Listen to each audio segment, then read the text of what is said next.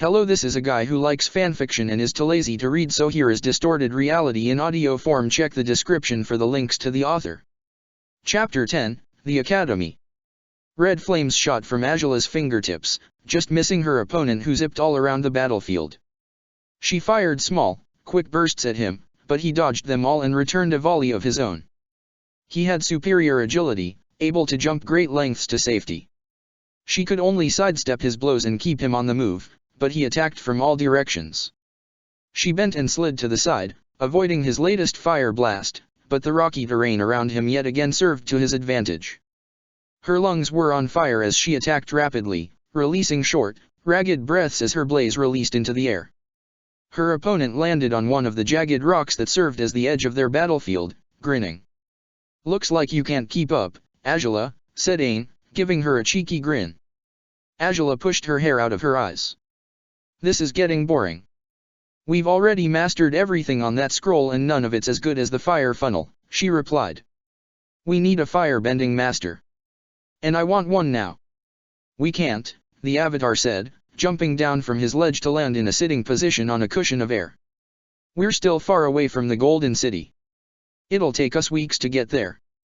Earlier, Zuko had discovered from a nearby villager that the Water Nation had claimed the ancient ruins of the Fire Nation capital, and they had set up their stronghold there as their primary land fortress in their fight with Jiduan to the south and the Golden City to the north.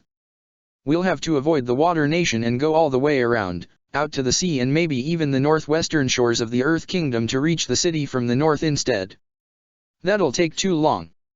"I don't like to wait," she said, looking away from him with her arms folded. "You're going to have to deal with it," Zuko told her, looking up from sharpening his swords. "Aang is the one who has to master firebending before the end of winter, anyway." Previously, Aang had said he didn't mind, though. He enjoyed training with Azula, competing to see who was the best. Azula truly was a firebending prodigy, he'd told her, and that it was only due to the foreknowledge of his past lives and hard work that he was able to keep up with her at all. By the same token, she found training with him to be exhilarating. She'd managed to pull a passion for firebending out of him, and when they trained together the burden on his shoulders seemed lighter, at least from her point of view. "There have got to be more firebenders somewhere else in the Fire Nation," Azula said impatiently. "I'm sure there are, somewhere," said Aang. "But lots of them fled behind the walls of the Golden City." "Look all you want, though," said Zuko. "I doubt you'll find any before we get there." Both of them grinned and put their arms behind their heads. "You're both buffoons." Azula sighed and grasped her forehead, rolling her eyes at how they indulged in being better than her at something for once, even if that something was being more patient. "Fine, where's the nearest village?" Aang and Zuko's eyes widened when they realized she was serious. Aang looked to Zuko. "Well, there are plenty of towns in the inner islands, according to my maps. You might be able to find a firebender somewhere if you really look hard, I guess," Zuko said. "I guess we could check it out. We're sort of running low on supplies." He scratched his head of black hair. "I should come, too." She snapped her fingers at them to hurry with packing up camp. "Fine," she said. "But don't get in the way of my search for a master." From above, the town among the inner islands looked bright and welcoming, with sandstone buildings facing east so that the sunlight hit their doorways and front-facing windows every morning. That alone seemed promising to Azula. Surely only firebenders would care enough to rise with the sun. After making camp in the dense forest outside of town, Zuko and Azula set off, leaving Aang with Appa and Sabi. Most of the town was constructed of stone and polished wood with gold-rimmed roofs that were multi-leveled, not unlike in Azula's own village, though these tapered at the corners in a way that resembled dragon claws. Stone streets and pathways matched the buildings, reflecting the light to make it look almost like marble and giving the whole town the impression that it shone white like the sun. She saw people wearing mostly Fire Nation reds and blacks, but warriors in blue with clubs and slings on their backs indicated that this was a water tribe colony outside of the influence of Long Feng's city, Jiduan. In a different day and age, some of these people would have been high-ranking soldiers or generals in the old army of the Fire Nation, but now they had been reduced to being meaningless citizens scraping a living by dropping their national pride and trading with the Water Nation. It was truly a worthless existence, and Azula couldn't help but look down on them for living like that. Zuko and Azula looked all around at the town, and Azula shared her assessment of them all with her brother. The people seemed comfortable. They laughed together and shopped among street stalls lining the main thoroughfare, indicating a healthy economy. One stall sizzled with fire flakes and jars of spices cultivated from all around the Fire Nation, which told Azula that traditional Fire Nation dishes had not been completely abandoned even under their new rulers. Their crops seemed to be doing well, if the bounty of rices, red dates, persimmons, and ginger loudly advertised by one merchant indicated anything. Azula surmised that their wealth was due to a subservient relationship to the water tribes, though she failed to see yet how the water tribes benefited from this relationship. Two of their ships, the coatings of ice completely melted in the summer heat, dropped anchor in the sea far enough away from shore to signify to Azula that they must have been watching for something. "Right," Zuko said, turning to her in the middle of a fork in the road. People walked all around them, uninterested in the two teenagers. "I'm going to look for food. You go find your firebending master, but be quick about it." "What? I can't master firebending in a matter of minutes, dum-dum." "I'm good, but I'm not that good," she said, frowning in annoyance at him. "I'm aware of that," he snapped at her, but squeezed the bridge of his nose, equally as annoyed. "I don't even know why you need a master anyway," he managed to say. "If we keep traveling with Aang and fight, we'll get stronger through experience. That's how it works. You don't need a master, only some more real fighting. You wouldn't know." She stared at him resolutely, gauging his reaction to her next words. "You're no bender, and you never will be." His shoulders and arms stiffened. She struck a nerve in him and she straightened her back. "Aang and I will always be better than you at fighting." She knew how to win against her brother. It was easy to press in at his insecurities on all sides, exploiting his weaknesses. She smirked at his retreating back as he walked away, struggling to hide all emotion, but she saw his shoulders trembling in barely contained rage. She didn't have to go all out, she knew, but Azula wanted him to leave her alone for now. He'd come around eventually, Zuzu always did, no matter how much she slighted him. He made it painfully easy for her. She turned around to take in the rest of the town, resuming her hunt for a firebending master. "That was a nice way to start my search," she said to herself with a smile. She sauntered right through the town, her head facing forward but keeping every side street and alleyway in her peripheral vision. A smirk grew on her lips when she spotted a young man dressed in red and gold, not unlike her and her brother, who nonchalantly grabbed a peach from a grocer's bushel as he passed it. She strolled over to a different stall in his path, sighing dramatically. "Oh, I wish I could find a firebender somewhere," she said loudly, glancing quickly at him to see if he noticed. A frown flitted across her face when he didn't. She sighed again, louder this time. "A big, strong firebender is just what I need, but I just can't find any." She wore a mask of a smile, poking the man on the shoulder. Feigning politeness, she asked, "Are you a firebender? I would like a little help, please." The man, or boy, she realized, since he seemed about her age up close, turned and shushed her. "Do you want to get yourself killed?" he asked in a rushed whisper, pulling her into the shadow between a tailor's shop and a residence. "Don't go around parading your firebending." Azula dropped all politeness and her face turned into an angered frown. "Why? Are you a firebender, or not? SHH. The soldiers will hear you." He gestured for her to be quiet with his hands as he looked over her shoulder, panicked. Azula looked behind her and spotted two Water Nation warriors walking out of the tailor's shop. They glanced toward her and the boy for just a moment before continuing on their way. Her eyes narrowed as she turned back to the boy. "You led me here so they'd hear me." "What? No way." He moved closer to her to whisper. He put his arm around her shoulders and led her away, but, surprising herself, she didn't resist. He pulled her further down the side street. "The waterbenders took over our town years before I was born," he said to her, speaking quietly. "Any firebenders we ever had either get taken away or they flee to the Golden City or something. Many of us left are the descendants of noble families, so we've been allowed to stay here peacefully while the water tribes protect us from pirate fleets that raid these islands and command the sea. Too bad I wasn't born yet for the initial invasion, though. I would have completely kicked them out of this town." The boy's voice rose higher as he spoke, proudly grinning, and giving her a thumbs up with his chest puffed out. Angela was unimpressed. She gave him a single raised eyebrow and neglected to mention the fact that the water tribes had an alliance or sometimes even worked directly with pirates, so it was erroneous to say that the pirates had full control over any waters. "So, there are no firebenders?" she asked. "I need to get stronger. I have to find a master." He looked around her again as if expecting to spot someone spying on them because she spoke of something forbidden.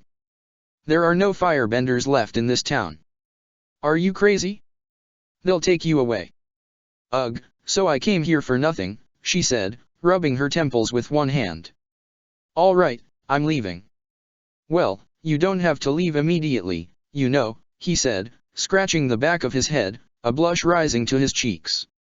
"What's your name?" She looked over her shoulder at him. "Angela." "Wait," he said, grabbing her wrist to prevent her from walking. Angela pulled it from his grasp. "Don't you want to know my name?" "Not really." "I'm Hyde," he said with a cocky grin, ignoring her.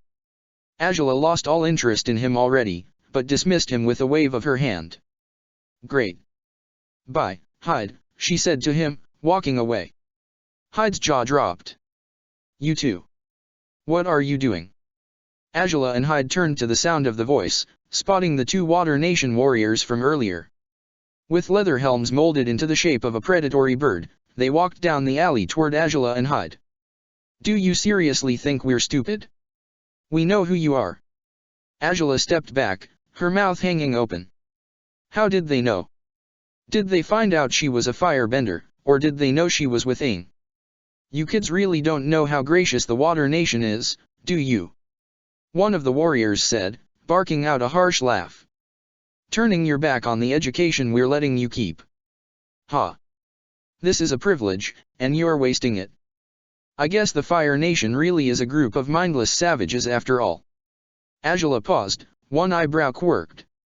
She had no idea what they could be referring to. Hyde, on the other hand, nibbled at his fingers in fear. "I'm sorry. I didn't mean to. Don't hurt me," he yelled, cringing. Angela turned and ran away as the two warriors closed in on the stupid boy, grabbing him by the arms. She knew when she was outmatched. She wouldn't be able to get what she came for, anyway. "The girl's getting away," the first warrior yelled.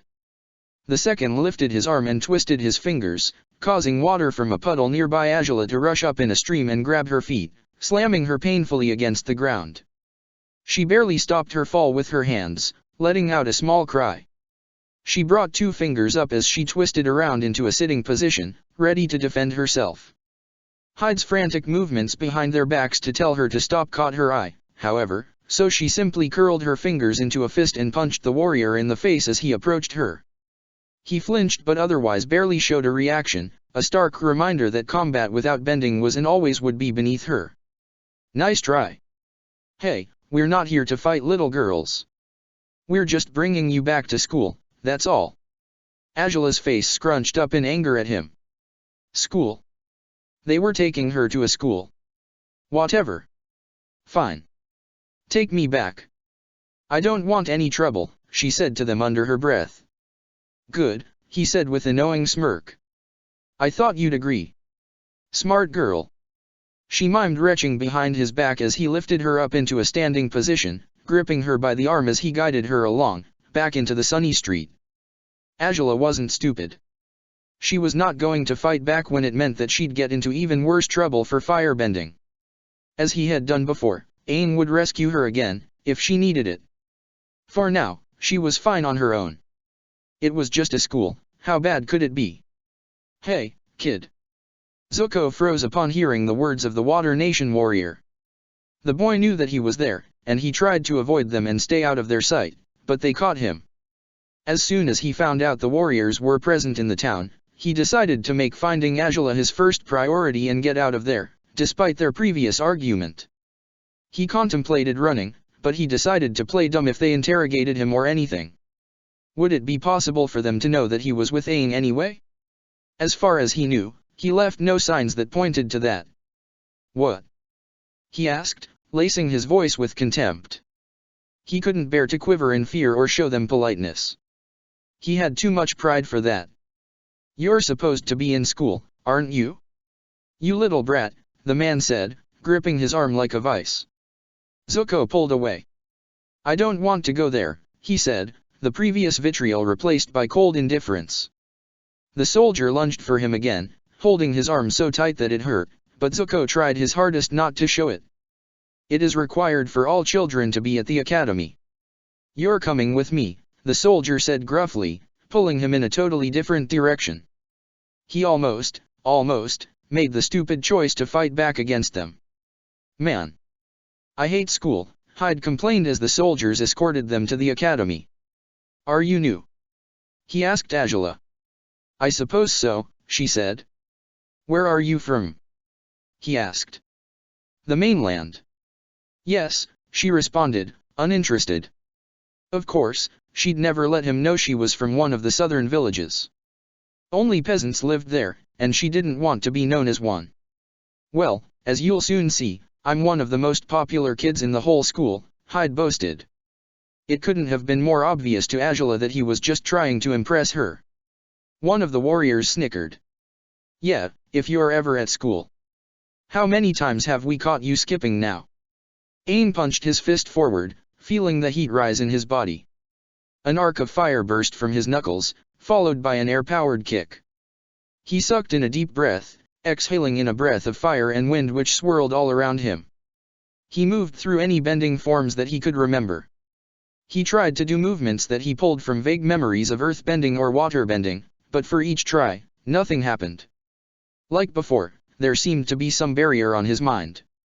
Frustrated, he snorted fire from his nostrils and sunk into straining squats to continue his exercise. At the same time, he held his arms in front of him, holding rock weights as he worked. He needed to regain his former physical strength. He wasn't going to be weak this time. Inside the school, she expected to see the usual trappings of the water tribe. Pelts hanging from the walls. Stretched animal skins. Weapons and spikes made from bones and teeth. But the wood and plaster hallways felt overwhelmingly normal, if a little run down. The floorboards had been littered with years of scuff marks and scratches. A fine layer of dust coated the floor in the distant corners. But the minimal details and hard angles of Fire Nation architecture had been maintained. If Azula were Water Tribe, she would have erased any link these people had to their home nation in her effort to stamp out any lingering feelings of loyalty to anyone but their new masters. But the fact that so much of this town still felt like Fire Nation and after years of subservience they still had not fought back felt shameful to her. "We caught these two skipping," one of the warriors said to the teacher, a straight-backed woman with graying hairs and pursed lips. Azula rolled her eyes. "I was not skipping class. I'm new." "I will deal with her from here. Hyde, get to your seat." She snapped at the boy, who jumped and hurried to comply. "State your name," she said to the firebender. "Azula," she said simply, yawning behind her hand. "I will not be spoken to that way, young lady. I do not know what measly village you come from, but we show proper manners here. The Great Water Nation gave us the privilege of education, and we shall accept it graciously. I am Ms. Quan, your new teacher." Azula casually walked over to an empty desk in the back of the classroom with her arms rested behind her head, earning the curious and somewhat disapproving stares of the other children. Ms. Quan frowned in disapproval with the other children. As she sat down, one of the other boys in the class stared at her, awestruck. "Wow, I can't believe you spoke to Ms. Quan like that. You're so cool." Azula smirked. "I know. I'm Shoji," the boy said in a hushed, excited whisper. "Are you from the Outer Islands? The mainland? The Golden City?" His eyes glowed with admiration. "The mainland," she sighed. "This boy is ridiculous," she thought. "Azula, be quiet back there." Ms. Quan snapped. "Open your scrolls inside your desk and read along with the rest of the class. Anji, read the text on the Water Nation's dominion of the world to the other students." "Yes, ma'am," said a girl with a prim haircut, glancing condescendingly at Azula. Anji looked down at her papers and read. The war began with the reign of Water Chief Seiryu and his attack on the air nomads with the aid of a second moon and the blessing of the spirits that granted unbelievable powers to the waterbenders, an art greater than any other. And from there, Angela lost interest. She drummed her fingers against her plain wooden desk impatiently, leaning her chin on her other hand. She wanted to leave this school. What were Aang and Zuko going to do when she didn't return to camp?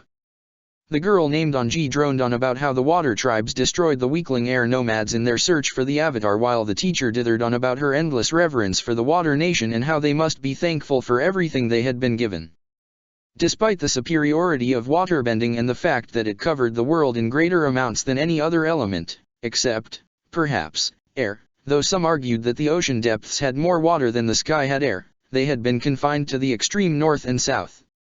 Water's ability to change between solid, liquid, and gaseous forms indicated its ability to exist anywhere, and this solidified that their dominion of the world was just and ordained by both the spirits and the sciences, in their eyes. In boredom, Angela's eyes roamed. She caught Hyde staring at her and he gave her a wink. In response, she leaned toward him and whispered across the hapless student sitting between their desks. "I think there's something in your eye to make it twitch like that, Hyde. Perhaps you should get someone to look at it." A few students sitting around them giggled. "What is going on back there?" Ms. Kwan asked, her hands folded behind her back. She glared at them through the tiny spectacles perched on her nose. "Angela is causing a commotion," said Anji, shooting a look at Hyde, who sat right behind her. He sunk into his chair, cowed, as Anji passed him a folded piece of paper beneath the teacher's notice. Angela did not miss a thing, though, and made a mental note of a possible connection the two shared. She found the attention of boys like him to be welcome and flattering, since there were so few boys her age back at home. But something about Hyde seemed lacking. "Is that true?" Ms. Kwan asked, her piercing gaze settling on both Shoji and the other student who sat between Angela and Hyde. "And nothing I noticed, ma'am," said Shoji. Angela reminded herself to praise the boy for his loyalty later. She lowered her eyes to her desk, demure, not a good look for her, and tried to sound as polite as possible. "I do not know where Anji got that impression. I simply admired her reading. Anji's diction and enunciation are astounding." Ms. Kwan looked unconvinced. "Angela, I will have to ask you not to speak while others are speaking or the punishments will be severe." "Oh, I apologize very dearly, Ms. Kwan, but I was explaining the lesson in ways that the others could better understand it," Angela said with a tone of voice that always worked on Uncle Iroh, protruding her lower lip in an attempt to make her pout look innocent. "Very well, Angela. The gesture to a fellow classmate is appreciated," Ms. Kwan said in approval. Anji frowned. After that class, the boys and the girls had been split from each other to go their separate ways. The boys went to weapons training as dictated by the water tribes, fighting matches with all sorts of weapons like boomerangs and clubs and machetes. The girls, meanwhile, had been shepherded into a hot, stuffy room to learn weaving and sewing. Anji sat as far away from Angela as possible, which Angela felt thankful for because she did not want the other girl, an apparent leader of several social circles in school, to see her failures at anything regarding needlework like this. She pricked her fingertips more than once before the hour was up and the class was dismissed for break. Afterward, the students were led out into an old courtyard in severe disrepair, with stone walkways and long weeds clustered at the base of the schoolyard walls. Shoji found Angela first. "What do you want to play, Angela?" the boy asked her. "I don't want to play anything. I want to get out of here," she said, looking around the courtyard for any chance of escape. A few other classes with students of varying ages also milled out into the courtyard. Most clustered together, while some played ball games in the open spaces, and yet others climbed on rotten pieces of wood or discarded building materials meant to be either a fun exercise for the children or a death trap, she wasn't sure which. All of the students seemed to be from varying social classes and in varying shades of red, green, or brown, an apparent sign that children from both the Fire Nation and Jiduan's Earth Kingdom territories had been thrown into the school once they'd been found in town. Angela could only assume that Water Nation's nefarious purpose for a forced education was to instill loyalty to the tribes. Shoji pressed the tips of his fingers together. "Oh, well, I was hoping." Angela ignored Shoji's hero worship and strolled over to Hyde, who weathered Anji's furious ramblings. "I don't want you talking to that floozy anymore, do you hear me?" Anji said to him as Ajala approached. "She's trouble in the making." Ajala interjected in their argument with a loud announcement of her arrival. "Hello Hyde, Anji," she said. "Hey, Ajala," Hyde said with a wink. "What's up?" "Stay away from my boyfriend." Anji's voice came out shrill, her arms pressed to her sides as she pushed in front of Hyde as if to block him from Ajala's view. The sudden movement had her barreling into Shoji, who fell over as easily as one of Ajala's old dolls. Ajala sighed and inspected her nails. "Listen, I don't want anything to do with your boyfriend. He was the one who found me and got me stuck in this awful place. Not to mention his constant flirting." She surmised that Anji could be useful in planning an escape from her position at the top of the social ladder at this school. Ajala figured it would be better to have her as an ally. Though Ajala also thought she could climb her way to the top of this school if given a couple of days. But she had no intention of spending that amount of time here. Anji put her hands on her hips and glared at Hyde. His constant flirting. Hyde's expression turned fearful as he pointed at Ajala. Don't mess with her, Anji. She's a firebender," he said. An obvious and poor deflection, Ajala thought. "I don't want you getting hurt." Anji's eyes widened in astonishment, but then they narrowed at Ajala. "A firebender?" Shoji pushed himself to his feet and looked back and forth between Ajala and Anji, biting his nails. "A firebender? I gotta go." Ajala watched him go, her face scrunched in confusion and irritation. "Why do you all have a problem with firebenders? You're Fire Nation, aren't you? The more you have, the more you can fight back." "I told you, keep it quiet," Hyde said. "They take away people like you. You're better off just leaving." Anji's gaze followed Shoji as he scampered away. "Shoji and I both had older brothers who were firebenders. Both of them disappeared one night and never came back." Ajala put a hand on her hip and glared at Hyde. "Well, I'm trying to leave, but you're the one who got me caught here in the first place." She wondered if she should worry about Shoji's abrupt departure, but he seemed the loyal type. Anji's mouth twisted into a thoughtful frown. "So you weren't trying to steal my boyfriend? Don't make me gag." "Ajala!" a familiar voice shouted. The firebender turned to see her brother Zuko running towards her, pushing aside Shoji, who fell right back down to the ground as he retreated from Ajala and the others. "There you are." Ajala crossed her arms as he approached. "How'd you get here, Zuzu?" "That doesn't matter," he said, ignoring the nickname as he always did. "We have to leave. Something doesn't feel right about this place." He surveyed their surroundings, though his gaze lingered on the three students Ajala kept for her company. He exchanged a glance with Ajala, his brow furrowed in confusion as if wondering if she made friends here. Anji clasped her hands together under her chin and turned to Zuko as if awestruck. "Oh, who is this?" "That is my brother," Ajala said, scowling. "How disgusting," she muttered under her breath. "Come on Zuzu, we have to go." "Yeah, sure," Zuko said, rubbing the back of his neck as he regarded Anji.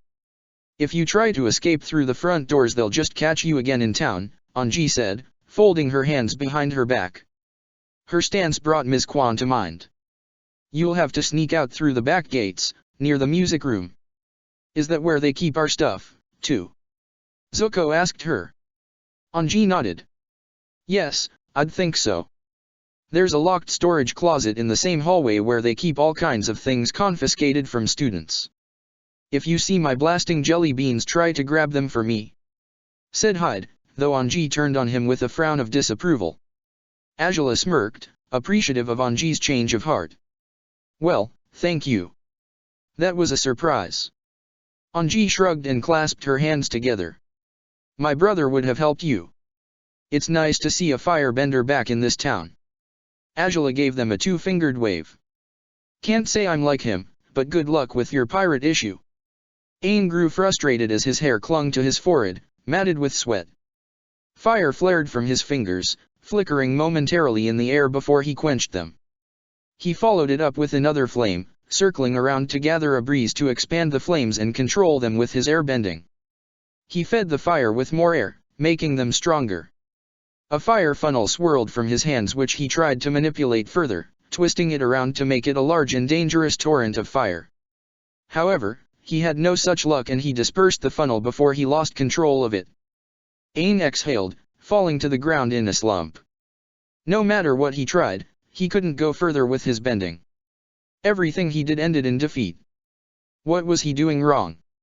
It made him furious. He felt almost as helpless as he did when he first lost Appa all those years ago in the desert, walking for days and nights with no hope of escape or survival.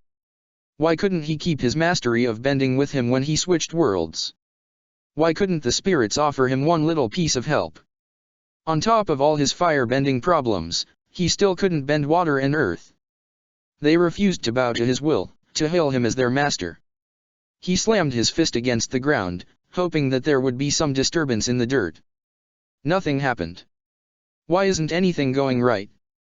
He shouted into the air, throwing up his arms. He felt the emotion bubbling in him, threatening to be released. He gulped it down with such a force of will that it almost hurt. His eyes burned.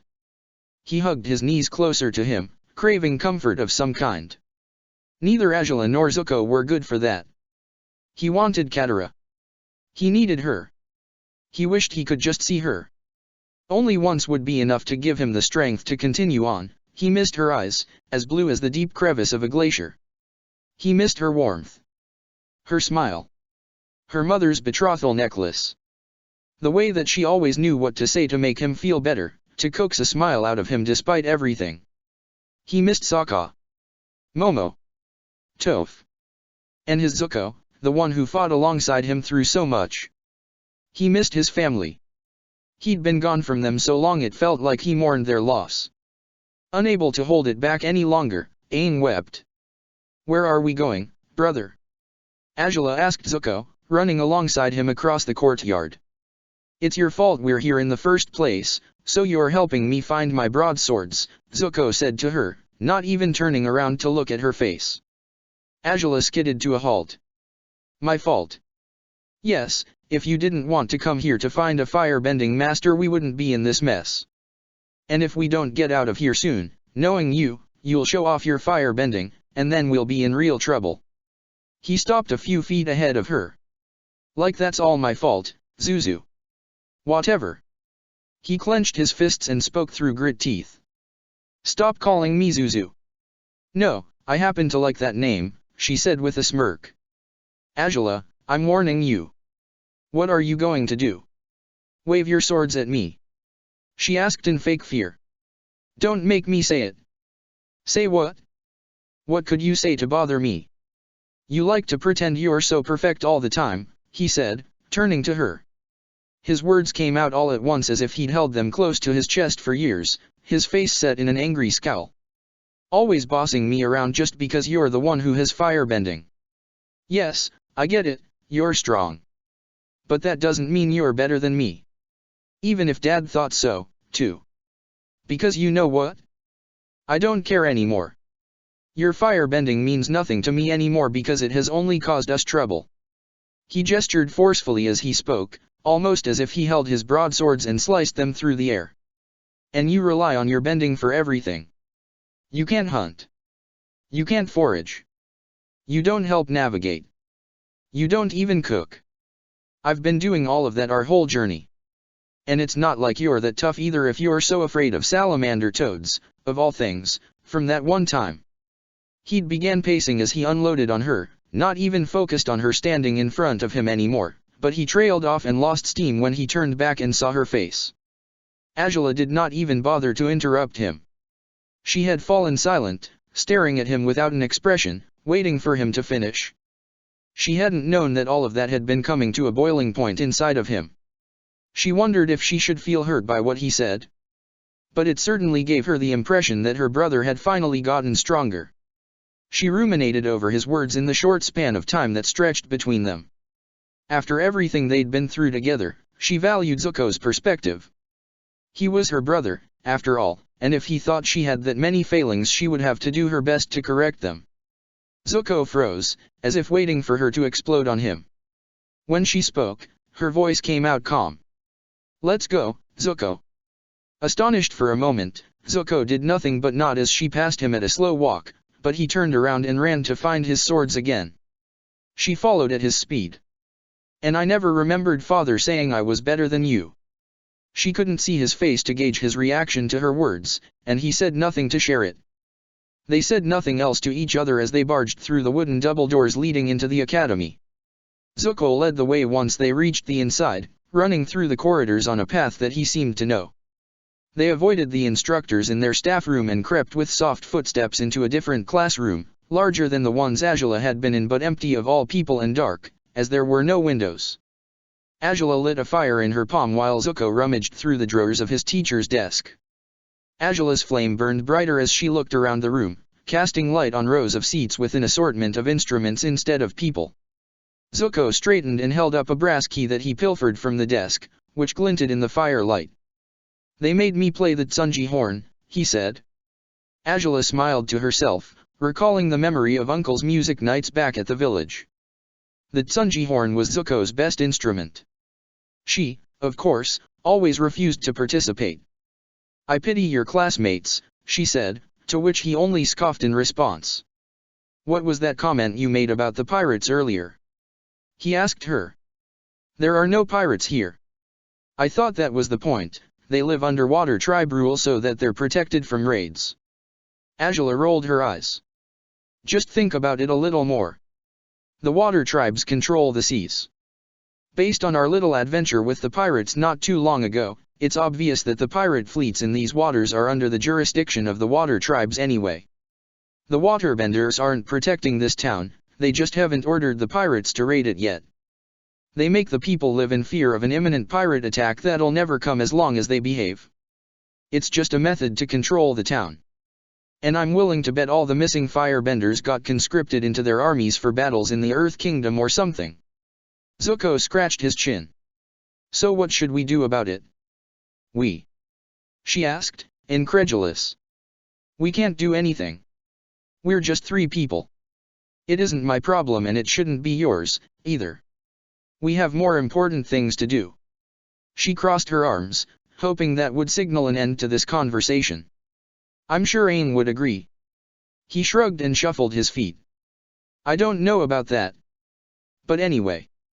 According to Anji, that storage closet with my swords should be out in the hallway," Zuko said, creeping across the wooden floorboards so that they didn't make a sound.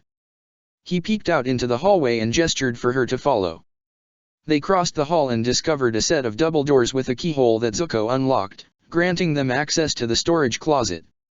Inside, Azula laid her eyes on years of students' contraband, a treasure trove for any troublemaker. Scrolls covered in the untidy scrawl of test answers, at least 6 kuai balls, sweets, and candies she had never seen before, hides blasting jelly beans, an inappropriate drawing, and countless other confiscated items covered the shelves inside the tiny closet. Azula held up her flame to look more closely, enabling Zuko to spot his broadswords on one of the higher shelves and grab them.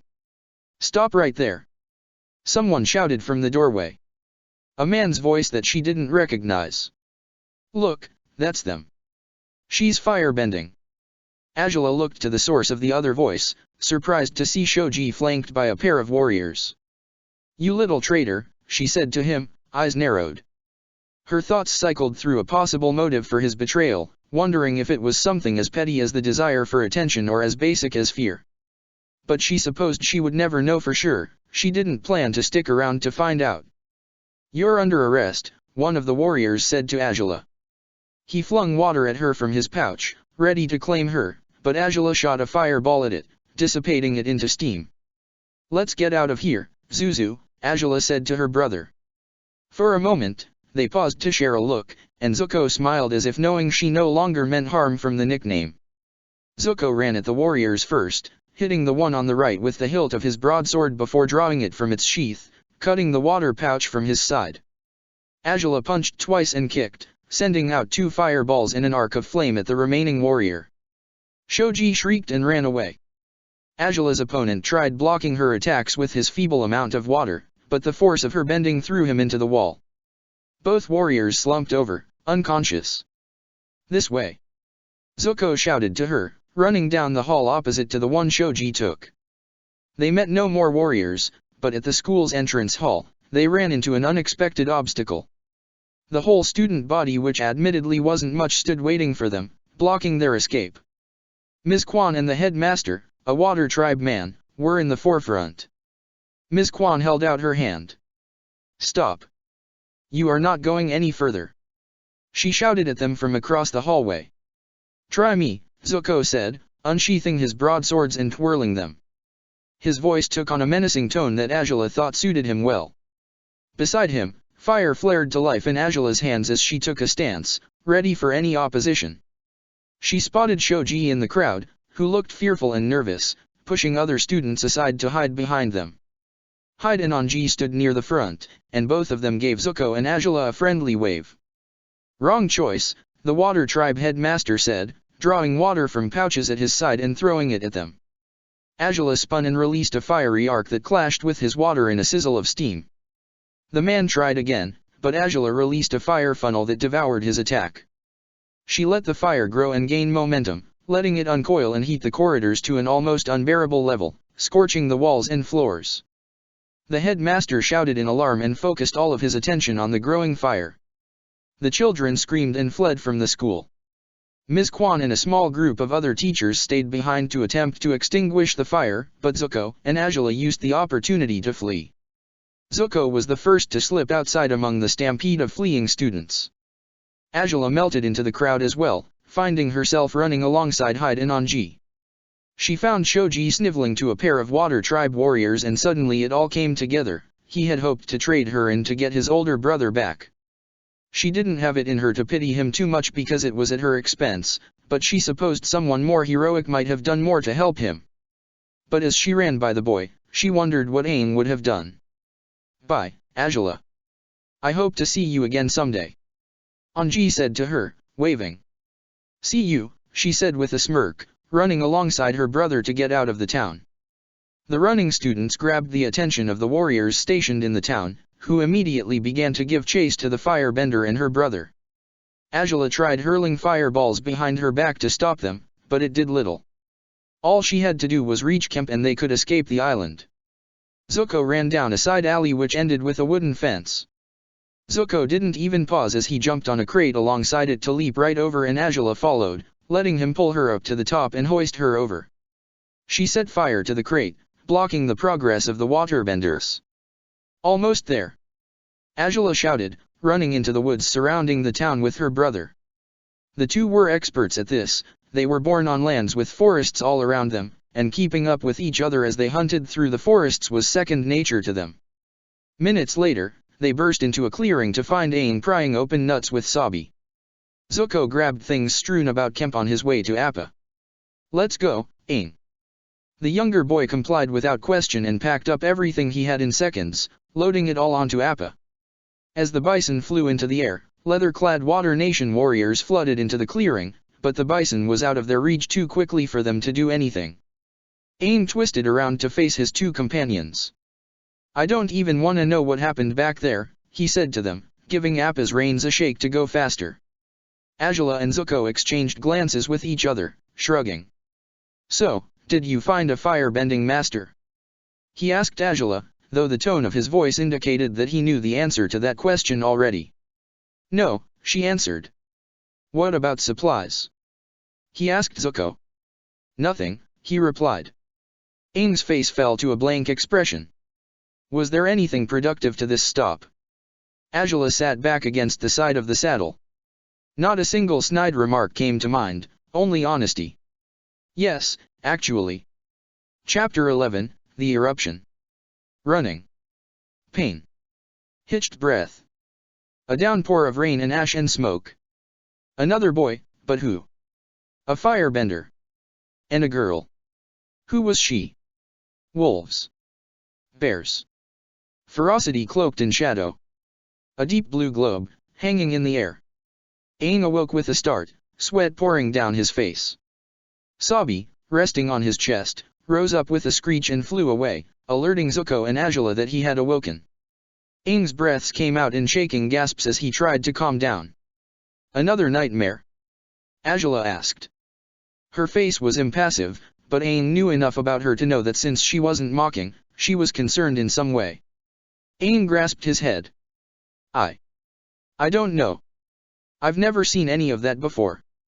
He didn't look at either of them, staring down into his hands as the memories of the dream became even more vague and blurry to him. He tried to grasp at the pictures, trying to place where he had seen them before. They all seemed familiar in a way, but something was missing. Something slipped away. "Of course. It's just a dream," Azula said curtly. She laid back into her sleeping bag, next to his. Zuko rolled over on Aang's other side. "Now get back to sleep." "You don't understand," Aang started to say, but he realized that her eyes had closed and she was no longer listening to him. He felt like he had seen some of these things before. Could it have just been a nightmare? All of his other dreams were visions of his previous life and the disasters that overtook him and his friends. Were those dreams finally fading away, to be replaced by new ones that he didn't know, made up purely by his subconscious? Or could they perhaps be visions? As much as he wholly hated those nightmares, sudden sadness and longing gripped him. They were his only link to the other world, back with his family. He did not want that connection to go. He fell slowly back into his sleeping bag, rolled over to his side, and stared at Azula's back. His sleep was not untroubled that night. Aang knelt on the ground in a position of respect, his face to the rocky floor of one of the inner sanctums of the temple. His face slowly turned up to look at the monks. "How do you know it's me? We have known you were the Avatar for some time. Do you remember these?" one of the monks asked. Another unveiled a package which was airbended over to the boy, where it unrolled of its own accord. "These were some of my favorite toys when I was little," Aang said, his voice alight with the excitement of nostalgia. He picked up a tattered air propeller. "You chose them because they were familiar," the first monk explained. Aang looked up at all of them, sitting serenely on their stools beneath a paper parasol. With their matching robes splayed out around them, Aang had the sudden thought of Gyatso's orange fruit pies and held back a laugh. "They are 4 different Avatar relics, ones you picked from among thousands of other toys. I picked them because they were fun," the young boy tried to explain, not quite understanding the destiny being put on his shoulders. "Normally we would tell you when you turn 16, Gyatso told him. "But there are troubling signs. We fear that a war is approaching, Aang. We need you." When Aang awoke the next morning, he started the day feeling bitter and broody. But something deep under those feelings rose to the surface, feelings he had long buried. Guilt and the shame of running away from his destiny, leaving Gyatso and all the others at the Southern Air Temple to their deaths. Katara had long ago helped him come to terms with that, especially since newer shames piled on top of them. Unfortunately for him, these feelings didn't go unnoticed by Zuko and Azula. At first, Azula tried feebly to cheer him up by causing misery for Zuko, but the older boy eventually grew tired of the treatment and became angry, which set a foul tension between them. Azula was the only one who seemed unaffected and unusually cheery. Aang occasionally caught her shooting furtive glances at his back, her bottom lip sticking out in a pout, but she always looked away. The trio flew over the open ocean looking for a spot to land and gather supplies, but no islands came into sight, at least none good for hunting or gathering food. They found sunken atolls and islets so overgrown with wild grass that Appa couldn't even land. The tropical heat and monotony started getting to Aang, who felt his eyelids drooping from lack of sleep. There was smoke everywhere, getting into his eyes, his lungs, constricting his breathing. But the heat was the worst, he felt his energy draining. And then the scene was different, calmer, cleaner, and lighter. He was out in the sunlight, peering in on the council of monks in the Southern Air Temple as they decided his fate. He was able to look in through a hole in the ceiling of the temple using the crisscrossing vines and dry branches outside it as a foothold to watch them, the dappled rays casting gentle sunbeams on the council enclave. Gyatso and another monk spoke to the head abbot of the Southern Air Temple. Gyatso spoke. Aang needs to have freedom and fun. He needs to grow up as a normal boy, he implored. The other monk, an old, hunched, bony man, made an angry noise. "You cannot keep protecting him from his destiny," he said with a scowl to Gyatso. Gyatso, I know you mean well, but you are letting your affection for the boy cloud your judgment, said the abbot. I want what is best for him, said Gyatso gently. Each of them were oblivious to their eavesdropper. But what we need is what's best for the world, said the head monk, bowing his head. When he looked up at Gyatso again, his face was resolute. You and Aang must be separated. The Avatar will be sent away to the Western Air Temple to complete his training. Aang almost stumbled and fell into the chamber from his hiding place, breathless with shock. No. They couldn't send him away. Aang awoke feeling alarmed and distraught, remembering every minuscule detail of his dream. That one he had seen before. He had experienced the exact same thing in his own world, long before he was awoken from his iceberg. There was only one difference which stuck out to him more than anything else: the abbot was prepared to send him to the Western Air Temple instead of the Eastern Temple which they tried to send him to, back home. Was that how he ended up in the Fire Nation, inside a volcano? Did they somehow accomplish sending him to the Western Air Temple, when they failed to send him away properly back at home? Did he decide not to run away this time? Aang, are you okay? Azula asked him quietly, leaning over the saddle. I didn't notice that you dozed off. A little perplexed and unused to such compassion from Azula, Aang stumbled with his response. I am fine, Azula, said Aang quickly, pushing his dark hair out of his face. The wind caused his hair to whip him ceaselessly, now that it had grown longer. Absently, he thought that he would need a headband or something similar soon to hold it up. Good. Don't fall asleep again out of Appa's saddle. That was stupid. You could have fallen off, she snapped at him, her voice precise again. Yes, ma'am, Aang said to her quickly, wishing to avoid conflict.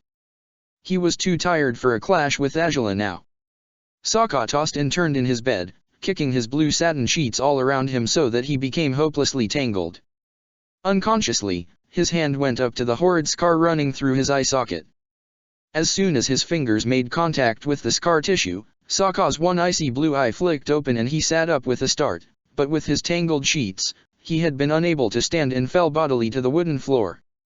Grumbling, he pushed himself up and pulled his legs from the knot of sheets. He stood next to his bed for a moment, holding his head as the remnants of his dream faded from his mind. He had to relive a particularly terrible experience that he did not want to see again. He washed the sweat off of his face with the water from a basin near his bed and crept out his door. He looked all around him for potential traps and tricks before walking down the hall. It was not the first time. During the course of his voyage, one of the crew members had been playing tricks on him and the other soldiers, and while Sokka had suspicions, he had no proof. He didn't worry too much about them, though. They were always harmless and done just for good humor. One time, he had been sipping his drink during mealtime and someone froze the water just as it made its way into his mouth, freezing the cup to his lips and stirring up a careful laugh from the other crew members. However, they only played these jokes on him when he was in a good mood. Nobody dared to do anything to him when he acted broody. He had suspicions that it could be Kinto, his lieutenant, and that his grandmother sometimes aided him. Again, he didn't mind some of the time. When he was younger, he and Kinto used to be fairly good friends, at least, as good of a friend that a prince would be with a clan chief's son. When they'd been younger they sometimes worked together to play pranks on others. The very same person that was on his mind nearly bumped into him in the woody hallway minutes later, clumsily saluting to his superior. Lady Kunna ordered me to report to you and see how you were feeling, sir, Kinto said, fumbling near the end. The waterbender was nearly the same age as Sokka, but the prince towered over him. Sokka grit his teeth when he noticed the young man staring openly at his scar again, which he did often. As such, his response was a little more aggressive than it should have been. I'm fine, he said gruffly, shoving the other waterbender to the side, into the wall. Really, did his stupid grandmother have to send someone to ask how he was feeling? Did she know how embarrassing she was? Did she know how much she made him look like a weakling in front of other people? But, he reasoned, he did get quite drunk the day before, during music night. As Sokka stomped down the hallway, Kinto silently fumed behind his back. Aang blew air into the mess of stakes, cloth, and wood, inflating the tent to completion. The three set up camp on a rocky outcropping that was more mountain than island, with 3 peaks creating a little valley that spilled out onto a black sand beach. The ground was weedy and had very few trees. It was fertile with new life, but still seemed empty of any significant overgrowth and barely any trees. Not a good place to gather supplies, but it was the only island they could find big enough land on, since Appa and his passengers were getting tired of flying. Aang himself felt ready to pass out from lack of sleep. This would have been a great place to practice firebending with Azula, but he just didn't have it in him.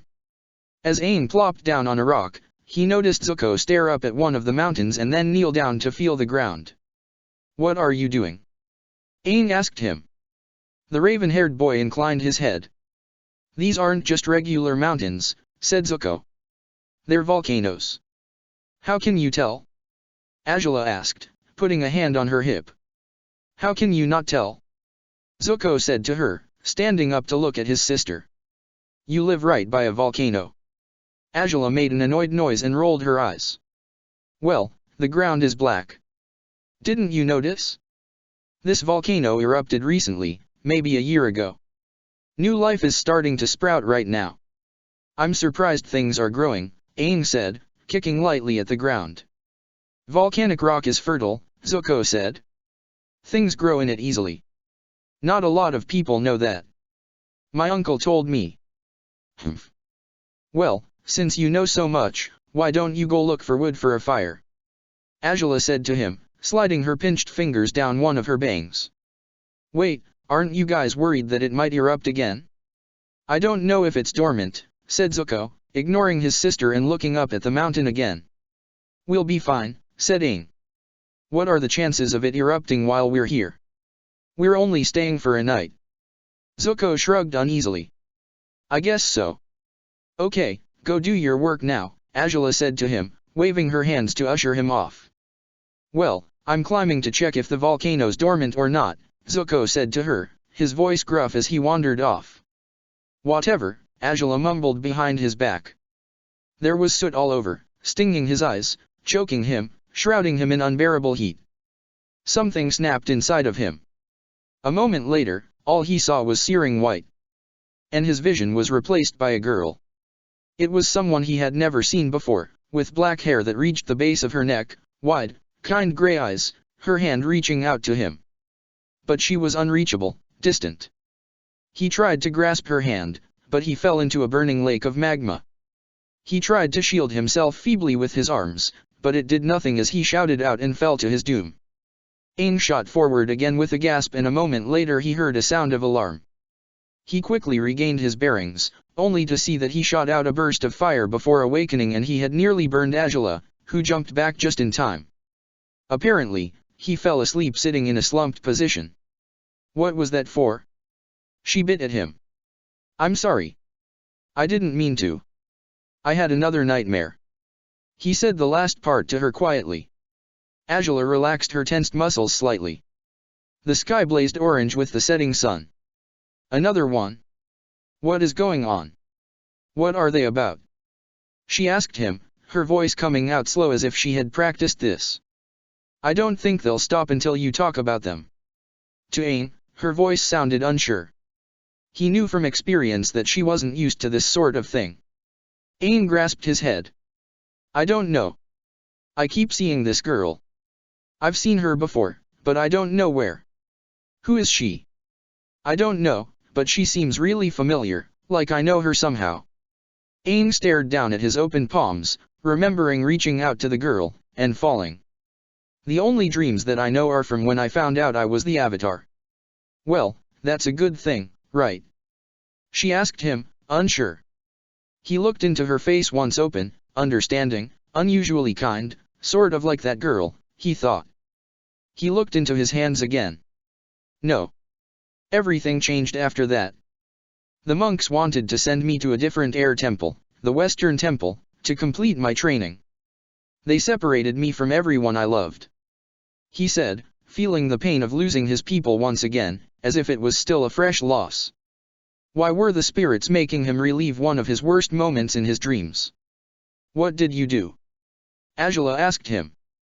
Her voice was low, quiet, beckoning him to go on. Aang thrust out his fist in anger, unleashing a blast of flames. "I ran away. Hey, have any of you guys ever wondered how Prince Sokka got that ugly scar? Kinto asked the rest of the men, sitting forward eagerly in his seat as they all sat around their lunch table. There was only one mess hall in the ship with one tiny table that barely any members of the crew could fit on. The cafeteria door opened with a creak. You really want to know? The moonlit mother asked them, striding into the small room. Each of the soldiers froze in their seats. I'm sorry. I didn't mean no disrespect. Kinto hurriedly apologized. It is okay, Kunna said gently, her aged face showing them a kind smile. You all deserve to know. I will tell you. No, said another voice from the doorway. It is my burden to share. I will tell them. Each of the warriors' heads, plus Kunna's, shot to the doorway to see Sokka walking into the room, where he leaned against the wall. Prince Sokka, I didn't mean to. It's fine, Gran, Sokka said, silencing her. He didn't look at any of his soldiers as he spoke. Sokka, young and unscarred and happy, walked along the docks of a port city in the southern water tribe nestled in the northwestern mountains. He grinned with excitement as he prepared for his first test of manhood, the ice-dodging ritual. He looked up at the sky, which blew favorable winds. The waters weren't too rough, either. He looked at all of the people around him and suddenly grew nervous. They were watching him and waiting for him to become a man. He was the absolute center of attention. Somewhere, his father was watching. Sokka hugged his fur coat closer as he boarded the wooden sailboat, which was only large enough to be manned by one person. He gripped the rope tying his boat to the rickety dock and tried not to glance back at the crowd watching him from the salt cliffs that dripped with the melt of summer. Instead, he focused on the rope with his fumbling hands, slick and cold and covered in barnacles. The tides brushed up against the dock and the boat bobbed up and down, reminding Sokka to stay in tune with the push and pull. At least he didn't have to worry about the smell of low tide. Since he was a prince, more was expected of him. He would be doing this alone, without the help of his father, like all other boys his age. His father was far too important for something like this. Unsurprisingly, Sokka found himself not caring. He and Hakuto were never particularly close. Sokka unfurled the sails and gripped the rudder tightly. The strong winds pushed right up against his blue sails, complete with the water tribe insignia. It propelled him forward without the aid of waterbending, sailing towards the ice fields which were a short distance away. Large, sharp icebergs jutted out of the water, created by a team of waterbenders. His own grandmother was among them solely so she could support him. She waited on top of one, smiling encouragingly at him. She was his only family that was happy for him. The water prince pushed against the wooden rudder of the ship, turning the ship to the left to steer toward the icebergs that would soon become obstacles he would need to overcome. He held the rudder steady with one hand once the skiff was on course and used his other hand to waterbend the ship forward. In a short amount of time, he reached the ice field. Scores of other waterbenders stood at the tips of their own creations watching every detail of his trial. Sokka turned the rudder once, steering the ship to the right to avoid the first ice block. A quick turn to the left overcame the second. As he progressed further in, the icebergs became larger and closer together. The ice dodging became more difficult. He neared his grandmother's iceberg, which was the halfway point of the obstacle course, when he noticed her cheering silently for him, smiling widely, the wrinkles on her face stretching. At that moment, he barely noticed the two icebergs right in front of him, with scarcely enough space for his boat to go through. He grinned openly when he saw his grandmother, but he saw her beckoning wildly to the space in front of him. Sokka turned to look and his eyes widened with fear and panic. He wanted to hit himself for not paying attention and landing himself in this trap. He took both hands off the rudder and wheeled both of his arms, building up water underneath him to guide him safely over the iceberg. It was rough water bending, and he was proud of himself for being able to accomplish it, but he had one tiny mistake that he completely forgot about, and ever since that day he regretted it constantly. Because of the running water beneath him, fighting against the regular current, the rudder was grabbed in its flow and abruptly turned, careening the ship off course.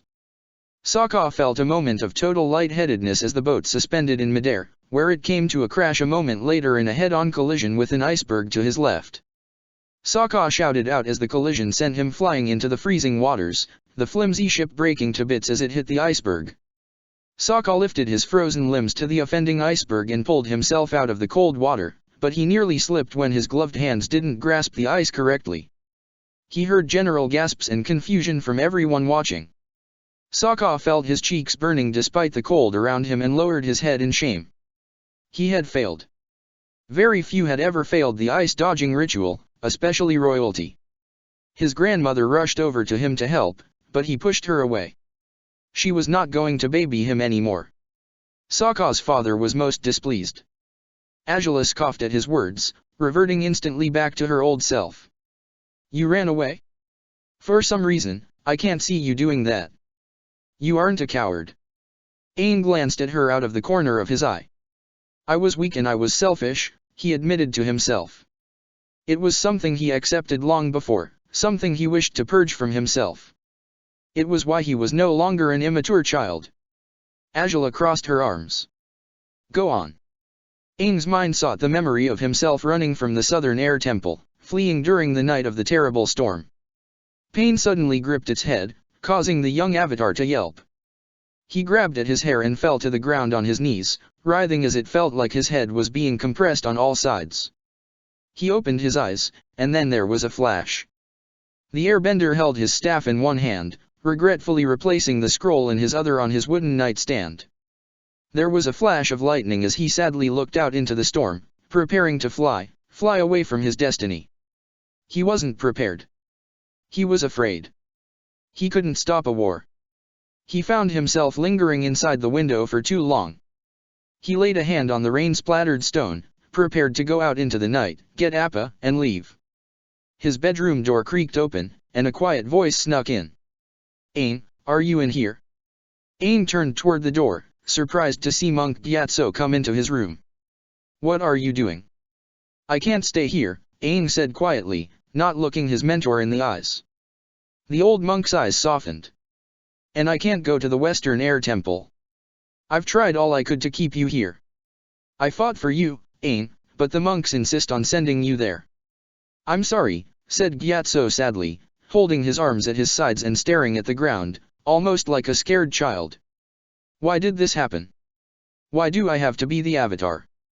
The young boy asked him, staring imploringly at the old man. I can't do this. I'm the wrong person. I believe you were the best choice, Gyatso interrupted him. You are powerful, wise, strong, and you value all life. You will become a fully capable Avatar one day.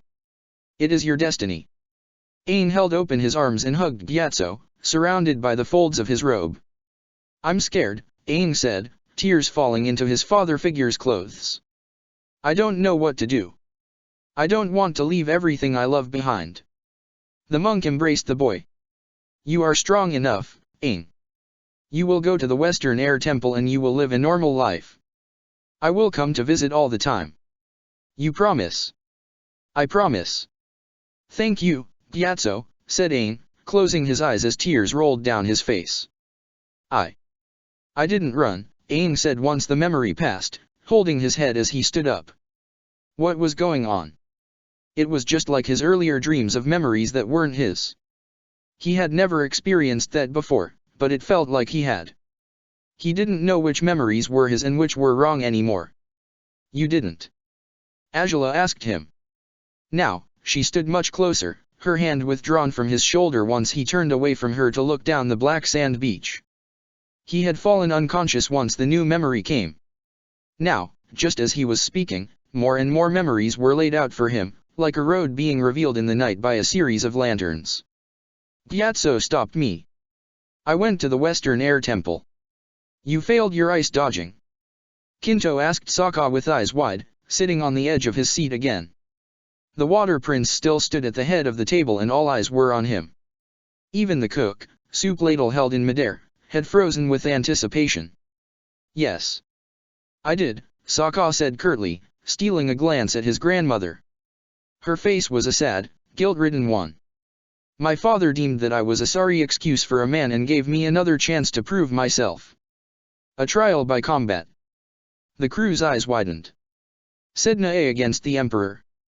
Kinto asked with a gasp. Not Sednae. Just a waterbending duel. I was not afraid, Sokka said to them. There was a fine distinction between Sedna A, performed on canoes to settle disagreements, and a regular water-bending duel. I had shamed myself, my father, and my tribe and needed to prove my manhood. Against your own father? How did you? That's not important, Sokka cut across Kinto's question. Later that night, I faced my father in an arena of battle. The arena was a large, rectangular platform of ice surrounded by a moat of water neatly cut in the ice.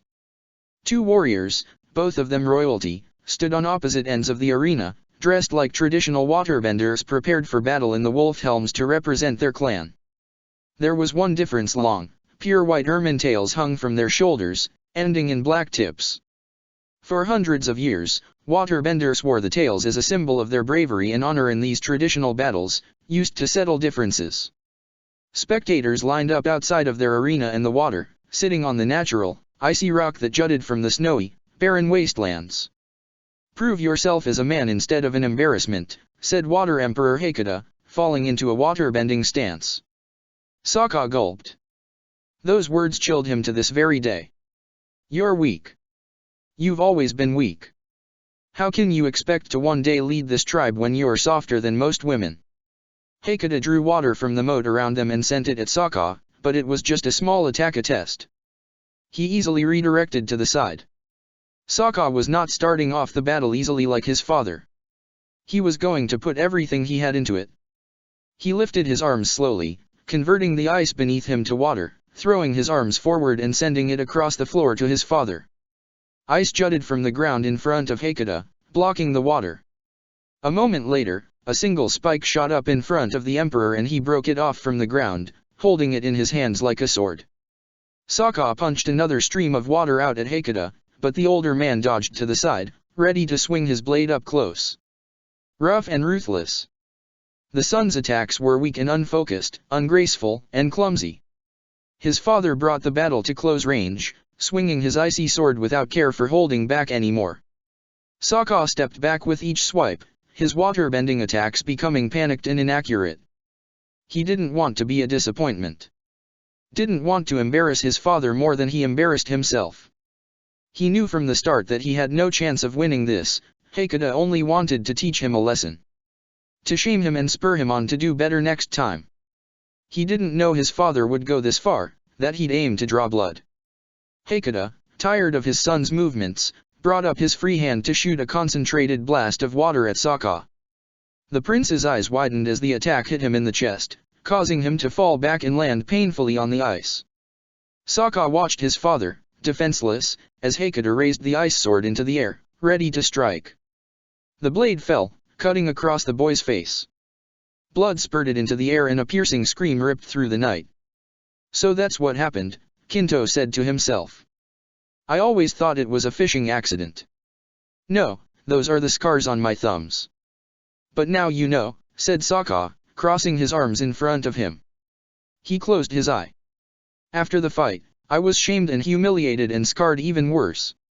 I left the Southern Water Tribe in my own self-imposed exile. I will return only when I find the Avatar to restore my own honor in the eyes of my people. I have to do something right. The Avatar gives you hope, Kinto said to him, his face not stern or jeering or sly as it usually was. Sokka didn't reply. But I don't get it, Azula said to him. Why do you seem surprised that you went to the Western Air Temple? You're acting as if you're finding this out for the first time yourself. Aang gave her a fixed stare, wondering just how clever Azula really was. Lately, she had been picking up on things, some of which he wasn't supposed to know.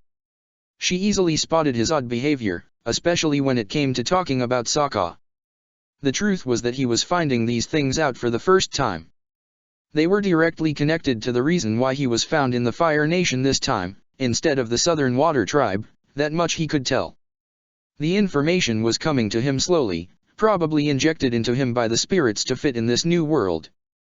A fabrication and nothing more. Right now, Aang realized, he would have to face a very tough decision.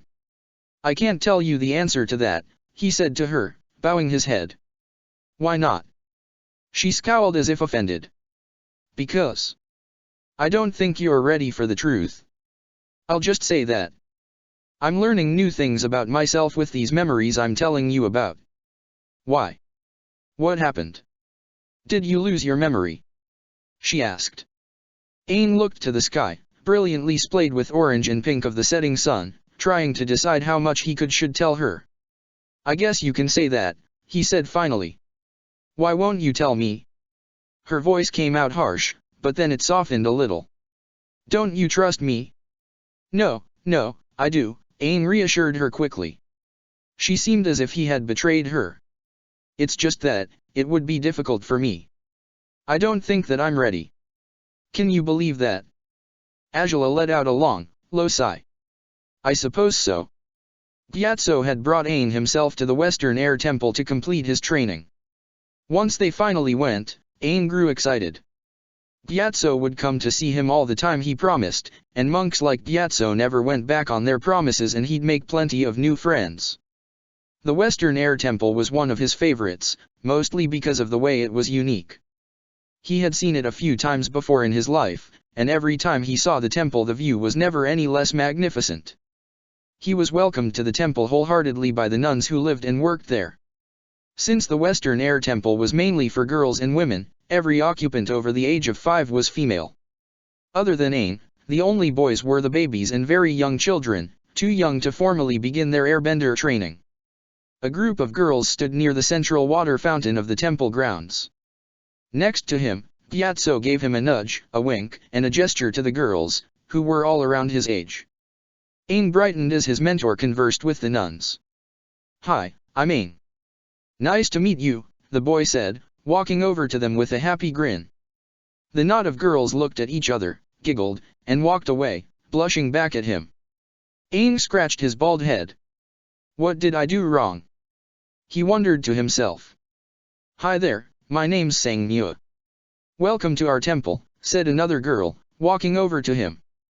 Unlike the others, she didn't giggle, but had a bright smile and wide, welcoming gray eyes. Her black hair was mostly loose and hanging to her neck, with 2 pieces tied into braids that framed her face. She seemed like silk in sunlight. I'm, Aang, the boy managed to say, not realizing he had repeated himself.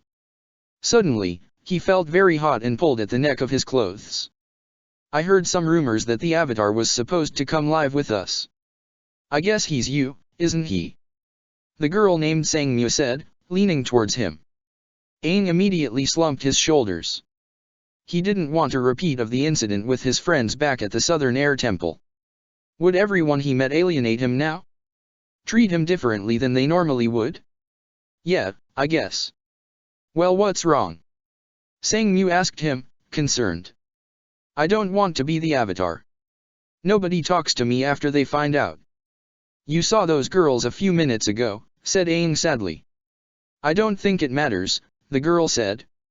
You're still a normal person to me. You're not any different from any other human being. Aang grinned broadly. Thank you. I really needed that. Sangmu smiled, her gaze sympathetic. Come on. Let me show you our all-day echo chamber. Aang thought back to the memory he just witnessed, thinking about the airbender, Sangmu. He made a good friend in her, he realized. Thinking ahead to the memories that stretched out before him, he was sad that this Aang, the one he was now, didn't truly get to know her. He would have liked to see her again, but he knew her sad fate. So you met a girl. Big deal, Azula said, inspecting her nails. We became closer the next few days, Aang continued. I even brought her down to the Fire Nation to meet my friend Kuzan. It was lots of fun. We were each other's only friends in the Western Air Temple. That's who the firebender was from his dreams. It was Kuzan, intelligent golden eyes, black hair in a top knot, clothes of a noble and all. But what happened? Seiryo's moon. The waterbenders went after the Western Air Temple first for the start of the war. I wasn't there or anywhere near strong enough yet to protect them, my own people, none of the other children. Lightning flashed through the stormy sky as torrents of rain fell onto the temple grounds. 2 moons, one shining silver and the other a deep blue, hung in the sky, omnipresent, looming. The canyon was far from peaceful, it had been gripped by war. Children! Children, please, leave. One of the nuns was shouting to them. Take the younger ones with you. They must stay safe. Some of the older girls gathered up the younger kids, trying to hold back tears to stay strong. They ushered them to the bison stables. Some of them blasted away water tribe soldiers with winds when they came near. Other warriors wrapped the stone pillars with ice, ripping them down to take the whole temple off of the cliffside. Water was all around them and they used it to their advantage. Aang watched the grotesque and horrifying powers of the waterbenders as they manipulated the liquids inside of other people, killing them in the most gruesome of ways. The addition of a second moon overpowered their waterbending, enabling them to do things that were nearly impossible. Nuns were being slaughtered before Aang's very eyes. He stayed behind, away from the other girls. Sister Maya, let me fight. Aang yelled to the nun, who sent blasts of air at a soldier, knocking him off the cliff. I'm the Avatar, I have to do something. He was an airbending master. He could fight. Protect them. Go to safety with the children. I'm fighting too. A voice yelled to them. Sangmu ran up to Aang's side. Kuzan's here. He'll help us. The action around them paused as Sister Maya turned to them, hands on Aang's and Sangmu's shoulders. Kuzan stood behind them, ready to fight, fire wreathing his fists even as the rain threatened to quench them. Listen to me, Aang. You are the world's last hope now. You cannot die here. Escape to safety with your friends. I will not sit there idly while my home is being destroyed. Sangmu yelled, and she was such a far cry from the gentle girl Aang thought he knew that it shocked him. These are my people, and I will not let them fall. Aang, Sangmu, let's go. She's right, these people are too strong for us, said Kuzan, the voice of reason as always. Let's get out of here and live to fight another day. They are doing their duty. Now we have to do ours. How can you say that, Kuzan? Sangmu turned to him, shocked. These soldiers are very powerful waterbenders. Kuzan shouted to her, shooting a fist of flame at a warrior who got too close. Only Aang is a master bender out of the three of us. It'd be wiser to get out of here while we still can. Aang breathed deeply and clutched his staff. Kuzan, I think you're right. Come on, Sangmu. We have to leave now. Aang, how could you give in so easily? The girl asked, her voice laced with hurt. And for the first time ever, Aang burst into anger at the girl he thought he loved. This is the hardest decision I've ever made in my life. He shouted, a thunderclap booming through the air. We have no other choice. Sister Maya left them to fight off more warriors to protect the place she loved. Sangmu wrenched her eyes away from the fighting and shut them with pain. I don't want to do this, she said quietly, tears threatening to fall from her eyes. But you're right, Aang. There will be time to fight later. Aang gripped her hand as a form of reassurance for them both. Sangmu held out her other hand to Kuzan, who grabbed it. Let's go. The other children were already gone by the time the trio got to their bison. Sangmu boarded her own alone while Aang and Kuzan got on Appa. They flew into the sky, away from the death and carnage of the raid on the Western Air Temple. Each thunderclap made the three wince in fear. The trip to the mainland of the Fire Nation was painfully short and silent. They were confused and scared. They slept in a sea cave near the shore of the Fire Nation, the ocean lapping up against the nearby cliffside. Sleep claimed Aang and Kuzan easily, but before he fell asleep, Aang saw Sangmu through half-lidded eyes as she looked out of the mouth of the cave to the storm outside. When Aang awoke to what he presumed was the next day, it was hard to tell, because the storm continued to rage. He found a letter rolled up near him on a rock. Noticing that Sangmu was missing from her bedroll, he snatched it up and read. Aang and Kuzan. I don't know if you two will ever see me again, but the Water Tribe's attack on our people can't be ignored. I didn't know how you felt, Aang, until it happened to me. My people are dead. But I'm going to take action. I am going to defeat Water Chief Seiryu myself. I have to do this. I'm sorry. Goodbye. Sangmu. Aang was out of that cave in seconds. He was soaked to the bone again, flying through the dark sky. There was so much rain. He had never seen more in his life. Appa's reins slipped beneath his fingers. He gripped them tighter, taking the quickest route to the Southern Water Tribe. He had to catch up to Sang Nua, he couldn't be far behind her. He flew low to the ground, rising in altitude only when he passed over a range of mountains. In his single-minded determination he completely ignored the fact that one of them belched smoke into the air and he didn't notice it until Appa passed through it. The smell of sulfur was thick, immediately causing his eyes to burn and blur and making him choke. He tried to bring Appa higher, but the bison, as large as he was also getting rapidly weaker. He had to get out of the smoke, out of the heat, it was everywhere. Somewhere beneath him, or was it above? Around? He had no sense of direction anymore. There was a loud crack that permeated through the air. Aang felt his grip on reality loosen, felt nothing around him, nothing at all. And then came the immense, raw power. The wind spun around the boy in a protective sphere, his eyes and tattoos glowing the purest white. But it was a worthless effort. His large and heavy bison kept falling. The Avatar, not quite Aang anymore but a vessel of spirits, felt only an unknown connection to the falling creature, ready to meet its doom. The floating Avatar swooped down and enveloped the creature in protective winds, just as the lava all around them jumped up as if trying to reclaim its treasure. The Avatar's hands moved, seeing no other way out except for in, bending the burning hot magma around him, melding it together with the light of the Avatar spirit, creating a ruby-like firestone that would not be found for 100 years. And the next thing I knew, I was, well, me. I took over his life. You woke me up. The other air temples got attacked right after the western one. Yeah. And then you attacked me, Azula said. Right, Aang agreed with a grin. Aang fixed his stare on the ground, between his feet. In all reality, Aang had taken over a different person's life. He chose to look at the Aang of this world as a different person, because in all honesty, they were. Aang of the world where the Fire Nation ruled was more mature, more used to war, had taken over this Aang's body and memories. Well, that's off your chest now, right? Azula asked him curtly. I hope for all of our sakes that you won't have those nightmares anymore. You know I can't guarantee that, Azula, he said to her. Because truthfully, I didn't get anything off my chest.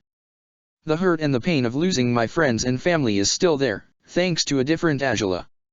He wanted to tell her, but he couldn't. It was not her burden to bear.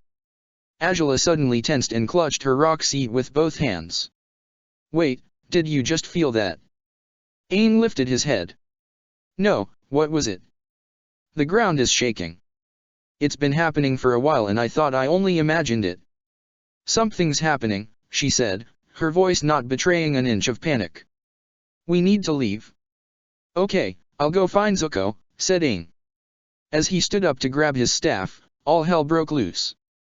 With a violent explosion that shook the whole island, the volcano erupted.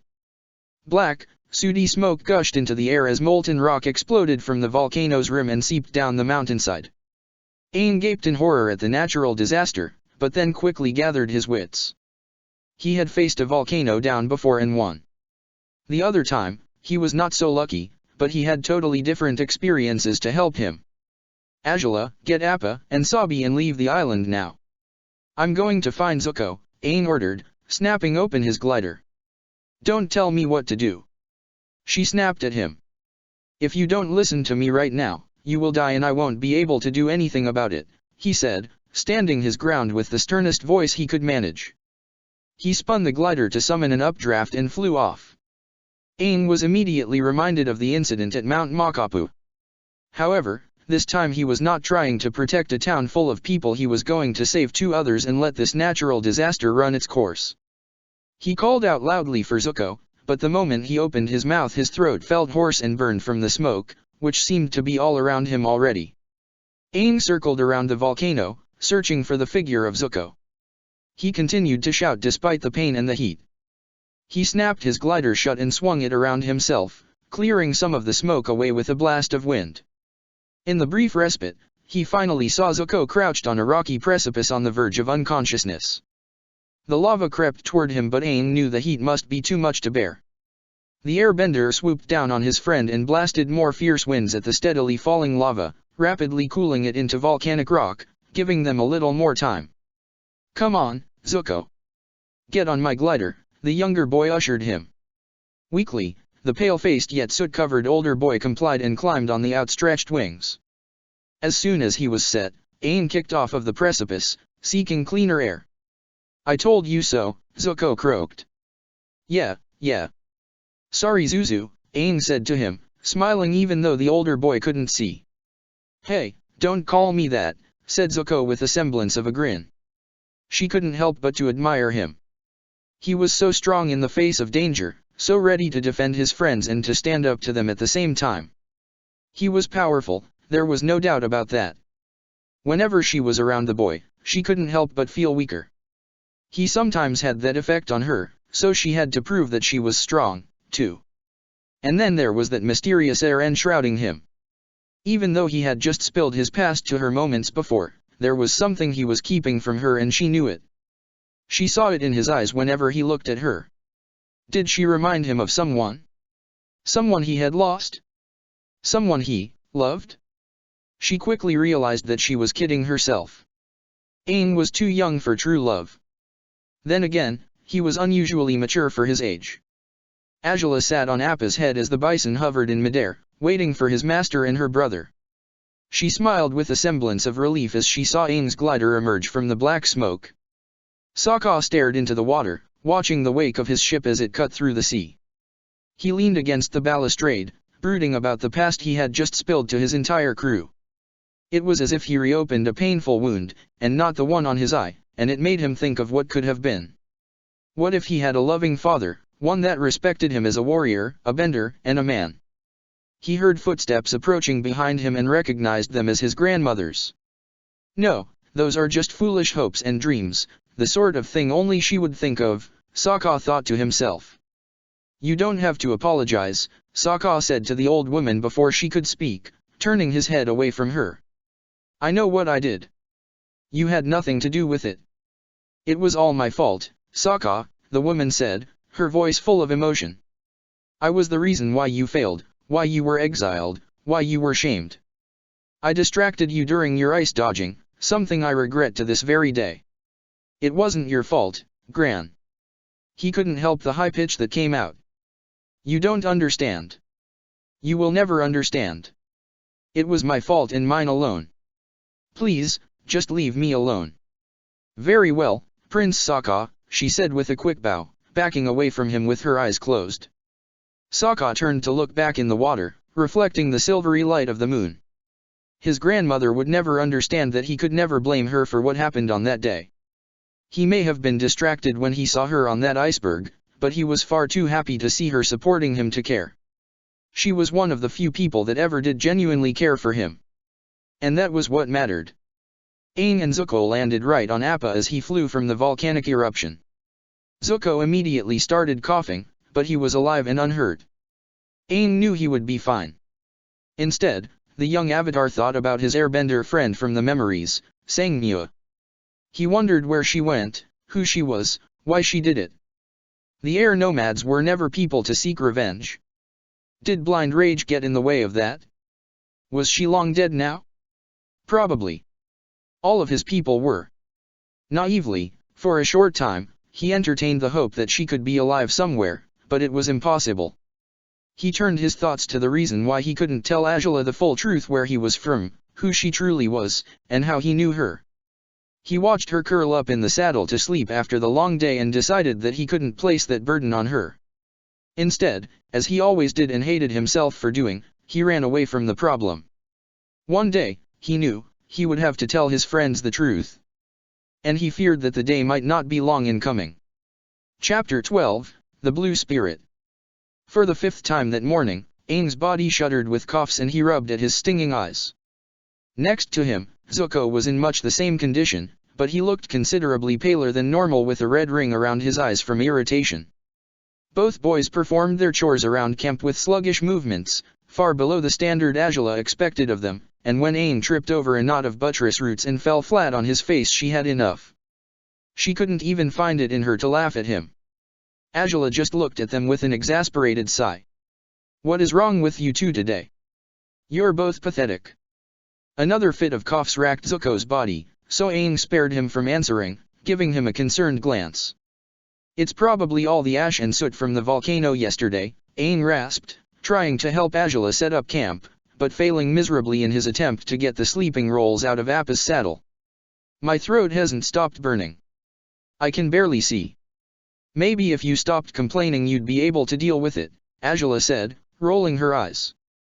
But I suppose I'll have to take care of you two for a while. Through his puffy eyes, Aang gave her an appreciative smile. But only until you're better. She quickly amended, she had a reputation to uphold and did not want them to get the impression that she could be compassionate and nurturing. Aang fell back into Appa's fur in relief just as Zuko did the same. Azula was just as near the volcano as we were, Zuko said to Aang, but loud enough for his sister to hear. How come she didn't get sick? Because I'm a firebender, and firebenders don't get sick, Azula said to him, sitting on one of the roots as she prodded at a campfire nestled in the largest gap of them. The grove they'd chosen for their camp would hide the smoke from their fire well, sheltered by a canopy of trees so that even their proximity to a water tribe fortress wouldn't cause an issue. Aang frowned when he spotted her pointed insult, but he ignored it. Well, no matter what the reasons are, me and Zuko are too sick to travel, said Aang, his voice weak. Azula, could you please go find some medicine? I suppose I could pick up more of the slack around here, Azula said, fetching their map and secretly enjoying every minute of it. Once they recovered, she hoped to milk the fact that she carried their weight around camp for all it was worth. She first looked for their position on the map of the Fire Nation's inner islands, a riverbank surrounded on all sides by forest, and then searched for the nearest town. Trying her best to hide the fact that her brother knew more about maps than she did, she didn't rotate the map too much as she pinpointed her destination. There may be a village not too far from here, she said after a few moments of searching. And? Aang asked hopefully, gesturing for her to continue. And I guess it won't be too much of an effort to find someone to help. Aang grinned, but was seized by another spasm of coughs and rolled onto his side. They are the greatest swordsmen in the land, Chief Commander Vike, Bato argued. Bato and the chief of the Albatross clan disputed atop the walls of an impregnable fortress located in what used to be the capital city of the Fire Nation back during the time of the first Fire Lords. Decades ago, the city had fallen into ruin, and now the Water Nation occupied the inactive volcano, building a fortress out of an ancient prison tower nestled in the rim of the caldera. You are wasting their skills by making them act as mere guards for our stronghold in the Fire Nation. You already have scores of men under your command. They should be after the Avatar. The Koken samurai are not under your command, Chief Bato. They serve my army and not the war fleets. Your request has been denied. A stout man who looked like a wall of muscle, Vike's skills as a warrior had been respected since Bato was only a boy. One of the most victorious commanders of inland battles, a rarity among the tribes, and a non-bender, Vike obstinately held the fortress from the Golden City forces to the north and Jiduan to the south.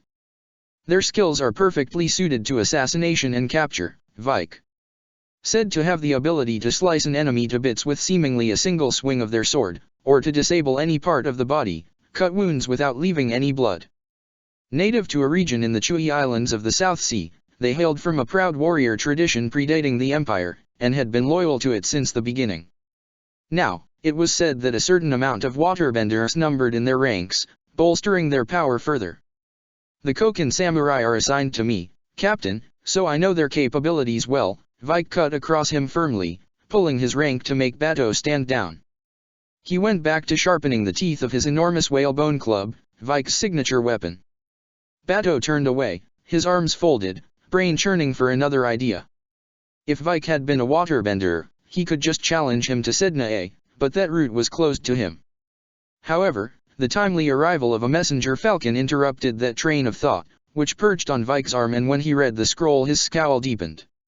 Bato had an idea of what it might have said, but he wanted to hear it. What does it say? You already went over my head and petitioned the Council of Elders, didn't you? Vike asked, curling up the scroll. Hands folded behind his back, Bato turned toward the old prison tower and smirked. Now, then, he said. As I was saying, the Koken samurai will be deployed to hunt the Avatar and anyone who would aid him. Above the walls behind them, a blue mask edged out of the shadows, unseen.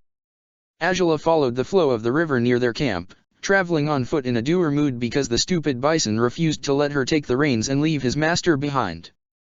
The village was a mile or so downriver, cradled right between a fork on a muddy riverbank. Before she entered the village, which was little more than a cluster of houses, Angela took a step back to analyze it. It took the untrained strategist a matter of minutes to spot the many flaws in the creation of the village, mostly because of where it was placed. While indeed it was wise that the people built the village where it was surrounded on three sides by water, the whole back of the village was left open to attack. In addition, if someone, or a group of someones, were to attack from the palm trees that bordered the river, the attackers would have an obvious advantage of height and camouflage. Despite being a good natural defense in most scenarios, the primary threat for this riverside village would be a waterbender attack. If fire was added into the mix, the wooden buildings and thatched roofs would burn in a matter of moments. That was what Angela loved most about fire, her element. It burned everything in its way until there was no opposition left. She was glad to be a firebender. But she also supposed that this village was lucky to have nothing of value for the water tribes, or it likely would have been conquered long ago. Angela sauntered over the flimsy wooden bridge spanning the thinnest part of the river to enter the village perimeter. Once inside, she paused a moment to take a closer look. They had one enclosure for livestock and another for a pair of old, battered Komodo rhinos, though most of the animals grazed freely in the tall grass at the river's edge. With no more than a dozen homes and a handful of businesses besides, she found it to be a pitiful excuse for a village so close to the ancient capital. It scarcely seemed better than her own, with all the buildings closest to the river elevated up on stilts to prevent flooding. Half of the buildings had roofs made from dried palm leaves or wood chips and terracotta tiles. The moment the water tribes or a pirate ship so much as looked in this village's direction, they'd fall under their dominion. Oh well. It wasn't her problem. Villagers barely paid her any mind as she carefully walked around the mud puddles dotting the road. Angela didn't expect such a small village to have any healers or physicians, but it was common practice for the innkeeper to have some degree of medical expertise, so she hoped they at least had that. She discovered it quickly enough. This inn seemed to double as the village's tavern, which advertised a sweet palm wine as their local specialty. How quaint. Where's the innkeeper? Angela asked as she strode inside. I need to know now. She looked around at the two occupants, one, a stern-looking old lady, and the second, a younger woman with thick brown hair that fell over most of her back. Both glanced up at her as she entered and then turned back to their bowls of soup without a care for the intrusion. The old woman sat behind the counter overlooking the rest of the establishment and its scattering of tables and stools. Behind her, a collection of theater masks hung on the walls, staring and glaring at the new arrival. The meaty broth that the old woman tended to smelled like the most appetizing thing Angela had eaten in weeks. Do you happen to be some princess of a faraway land? The old woman asked, clasping her hands together around a soup ladle with a puckered face like she had eaten something sour. Her voice came out raspy with age. Angela put her hands on her hips. What sort of question is that? No. Then don't walk around like you own the world and respect your elders. The old lady reprimanded her. I'm the innkeeper. What do you want? My son can show you to a room, wherever that good for nothing. Angela sneered at the old crone in front of her and interrupted before she could continue. I don't need a room. My friends are out there, she gestured to the world outside, sick and waiting for a cure. Do you happen to know one? Angela asked her, long past caring about how rude she came across. She quickly listed the symptoms her brother and the Avatar had, counting them off on her fingers. Bah, that's all you need. The crone scoffed, squinting her eyes. Just make some tea out of fire lilies. Even the hog monkeys know that. She shuffled behind the counter and threw a sachet of herbs at her. And put that in there, too. Angela barely contained her anger. And where can I get these fire lilies? Where on earth do you live? The South Pole. They're those little red flowers you see all over the place. Now get out of here. Scram. And then the old woman started swinging the soup ladle at her, chasing Angela out of the inn while the second woman watched silently. You crazy old witch. Angela yelled once the door was slammed in her face. The firebender turned around on the spot, took a deep breath, and straightened her hair back into its proper place. Well, that was quite rude, she said to herself. She quickly left the town and ventured into the forest, eager to get the fire lilies to her brother and friend so she could finally make this day end. Angela was never a girl who favored flowers. She did not care to memorize all of their names, or point out their beauty as she walked by. She did not pick them and put them in her hair. She did not enjoy their fragrances or wear them as perfumes. But her mother absolutely loved them. Angela remembered how often her mother had picked them, when she was very little, and the flower shop her mother owned. Now that she thought of it, her mother owned several masks just like the innkeeper as well. She was always so happy to be there, and Angela loved being with her. Just like fire was Angela's element, flowers belonged to her mother. But when the Water Nation came, everything changed. Angela remembered that day with vivid clarity despite how young she had been. She remembered running to her mother's flower shop, worrying for her mother and all of the flowers and praying to the twin volcano spirits for protection. She remembered the smells, the sounds of shouting and wood splintering under the weight of ice blocks. But when she got to the shop, she found the flowers all withered and dead and dry, and their mother was discovered later, drowned in the lake outside the village, swallowed up by the waterbenders. Flowers that she always held in her sleeves and the inner pockets of her robes floated in the water next to her like a funerary offering. Picking the fire lilies was a solemn affair. She had picked several handfuls of them and stuffed them in her sleeves, unaware of how many she'd need but taking as much as she could carry just in case. She had her arms folded as she began her trek back to camp. Her eyes stung but her face had managed to stay dry.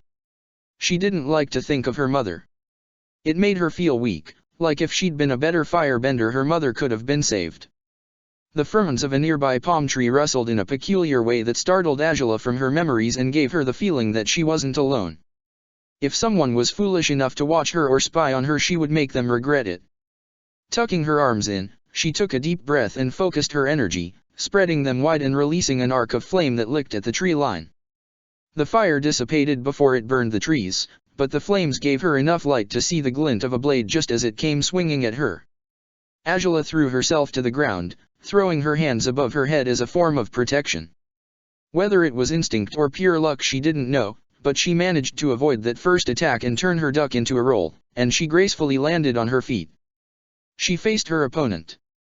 She found herself faced by a man garbed in pure white, loose-fitting clothing, a traditional kimono with the frosty blue outline of a chrysanthemum pattern dancing down to the hem. He wielded a long katana, the biggest one that Angela had ever seen, with grace unfitting for such a large weapon. His face was impassive and cold. Two more samurai that dressed exactly like him made themselves visible on tree branches surrounding her. "Who are you?" Angela demanded. The man didn't answer, opting to go after her with the flat side of his sword. Angela quickly sidestepped and jabbed at him with fingers wreathed in flames, but he ducked and swept out the flat side of his blade again, this time at her legs. She toppled but did not give up. She was no master but she wouldn't go down so easily, her pride depended on it. From her position on the ground, she unleashed a furious, orange blaze from her fingertips, but with a single swing of his sword, the man cut the fire in two and let it fade away harmlessly on either side of him. He walked up to her calmly as no more than a dozen similar white shapes hopped down from their positions in the trees. Her subsequent blast was dispelled by a shield of water and the next thing she knew, one of them encased her from the neck down in an ice crystal with a swing of his hoarfrost blade. One of the samurai promptly bashed her over the head with the flat side of his blade and she dreamed of flowers and her mother. The first thing she felt upon waking was intense pain centered around her head and her ankles. She let out a small moan of pain and weakly tried to open her eyes. She blinked away the blurriness, unable to rub her eyes. The first thing she noticed was that she had been bound by her hands and feet, which were outstretched at her sides and firmly held in place against a stone wall in iron chains. She had also been held behind iron bars in a cell lit only by a single torch. A calm and all too familiar voice spoke out to her. "Ah, our little friend is awake," said Bato, appearing in her line of sight with a smirk. Angela shook her shackles. "What's going on? How dare you?" she said, staring him resolutely in the eyes. Two Water Nation warriors with twisting buffalo yak horns and blue leather armor flanked him on either side. How could she have allowed herself to get captured by this fool? "You hear that, boys? How dare we capture her?" I'm afraid we can't let you go yet, princess. Your usefulness hasn't yet outdone itself, said Bato, his blue eyes glinting with deviousness. She narrowed her eyes at him. Not that I don't like being referred to as royalty, but why did you call me that? Bato shrugged. Isn't that what your headpiece was meant to be? A crown. You may be descended from those old Fire Nation royals. So this is a homecoming of sorts for you, isn't it? Centuries ago your Fire Lord ancestors used to keep their palace right here in this caldera. Azula averted her glare and let out a huff. I had a bit of an idea. So is that it, then? I'm a valuable hostage. She scoffed. You don't even have the crown anymore to prove my status. Sokka does, doesn't he? Not as valuable as you think, he said, rolling his eyes with a sigh. Let's not get too full of ourselves, now. What do you want, then? She asked him, punctuating every word with hatred. The Avatar, of course, Bato answered offhandedly. But you're the next best thing. Oh? Why's that? If I'm not royalty, then what's so special about me? Bato smirked again, and in that moment, Azula felt a slight tinge of fear. You are, shall we say, the bait. If she could, Azula would have slapped her forehead. How could she have been so stupid? Now if Aang was captured, it was going to be all her fault. It's a pretty faulty plan, if you ask me, she said, thinking quickly. Capturing one of the Avatars lies to lure him in? Compared to him, I'm expendable. And I don't know if you realized, genius, but he has no idea where I am now or where I went. He scowled at her. Well, that is not your only purpose. Azula looked up at him again. What did he want? We need information, he said, suddenly drawing closer to her. He gestured dismissively to his warriors on the other side of the metal bars. Leave us. They complied. Bato flicked open his water pouch and drew out a thin stream of water, which swirled into an orb that floated just above his palm. What are you doing? Azula asked, panic and fear edging into her voice. Tell me where the Avatar is, Bato said, his eyes turning hard and distant and cold. Like ice. No jokes or jests or clever quips now, if you please. I really don't have patience for those. We went over this last time. I'm not going to tell you, Azula said curtly, turning her head to look away from him. Immediately after the words were out of her mouth, the globe enveloped her whole head before she could draw in a breath. She screwed her mouth shut and stared at him with wide eyes. She wanted to firebend but couldn't. Firebending came from the breath, as Uncle had told her once, and she couldn't breathe, couldn't do anything to fight back. Her chest pumped with force of trying to breathe, and just before she was about to inhale a mouthful of water the globe fell away. Heaving in lungfuls of air, she glared at him with more hatred than she ever felt in her life. She tugged against the shackles and flames burst from her hands, harmless to Bato, which infuriated her further. Let me down so you can fight me fair, you coward. How long will it take for your lips to be loosened? Or shall I cut them? He used his other hand to pull a strand of water away from his globe, which froze into a dagger. You'll find that water is so adaptable. There's so much we can do today. And the next day. And the next. At least until you deign to talk to a simple peasant like me, princess. She stared at the ice but said nothing. The water surrounded her head again, but she took a deep breath this time and stared at him through the water, his distorted face rippling to make him look deranged. Her lungs burned. She started to feel dizzy, but once again before she took in a breath he pulled the water away. As she gulped in air, which never tasted so sweet, in an attempt to catch her breath, he covered her again and she felt her body seize up with panic. She tried to force it down, unwilling to give him the satisfaction of seeing her fear, but she felt its talons clawing at her regardless. She knew enough that panicking would expend her precious breath faster. Her vision blurred. She pulled against the shackles so hard that her wrists screamed in pain along with her lungs. He pulled the water away again and she choked out the fluid that had gotten into her lungs. It almost felt like fire, and Azula had the absurd observation that the elements were more alike than she had thought if water could make her feel a burning like that. Are you ready to talk yet? Bato asked. She spit at him, but he held up his hand and it stopped in midair and he flicked it away. "Nice try," he said. "But saliva is made of water." "He's going to the Earth Kingdom," she choked out. "We all are." "And why is that?" "He's trying to find an earthbending master," Azula lied. "Do you think me a fool? I know the order of the Avatar cycle. He needs to master firebending first," Bato said, anger inching its way into his voice. She hung her head as she took in deep breaths. "Do you remember what I said last time? I'm Aang's firebending master." His response came out brusque. "Liar. I've seen your bending. You are no master, just a fire savage." The water enclosed around her head again, pressing it back against the stone wall behind her. The motion exposed her neck to him and that made her feel more vulnerable than anything. The water dropped in temperature and she felt a weight plunge in her stomach when she saw ice forming along the edge of the water globe, and the horror set in when she realized she could meet the same end her mother did. The moment night fell, the figure was on the move. Tonight was perfect for stealth.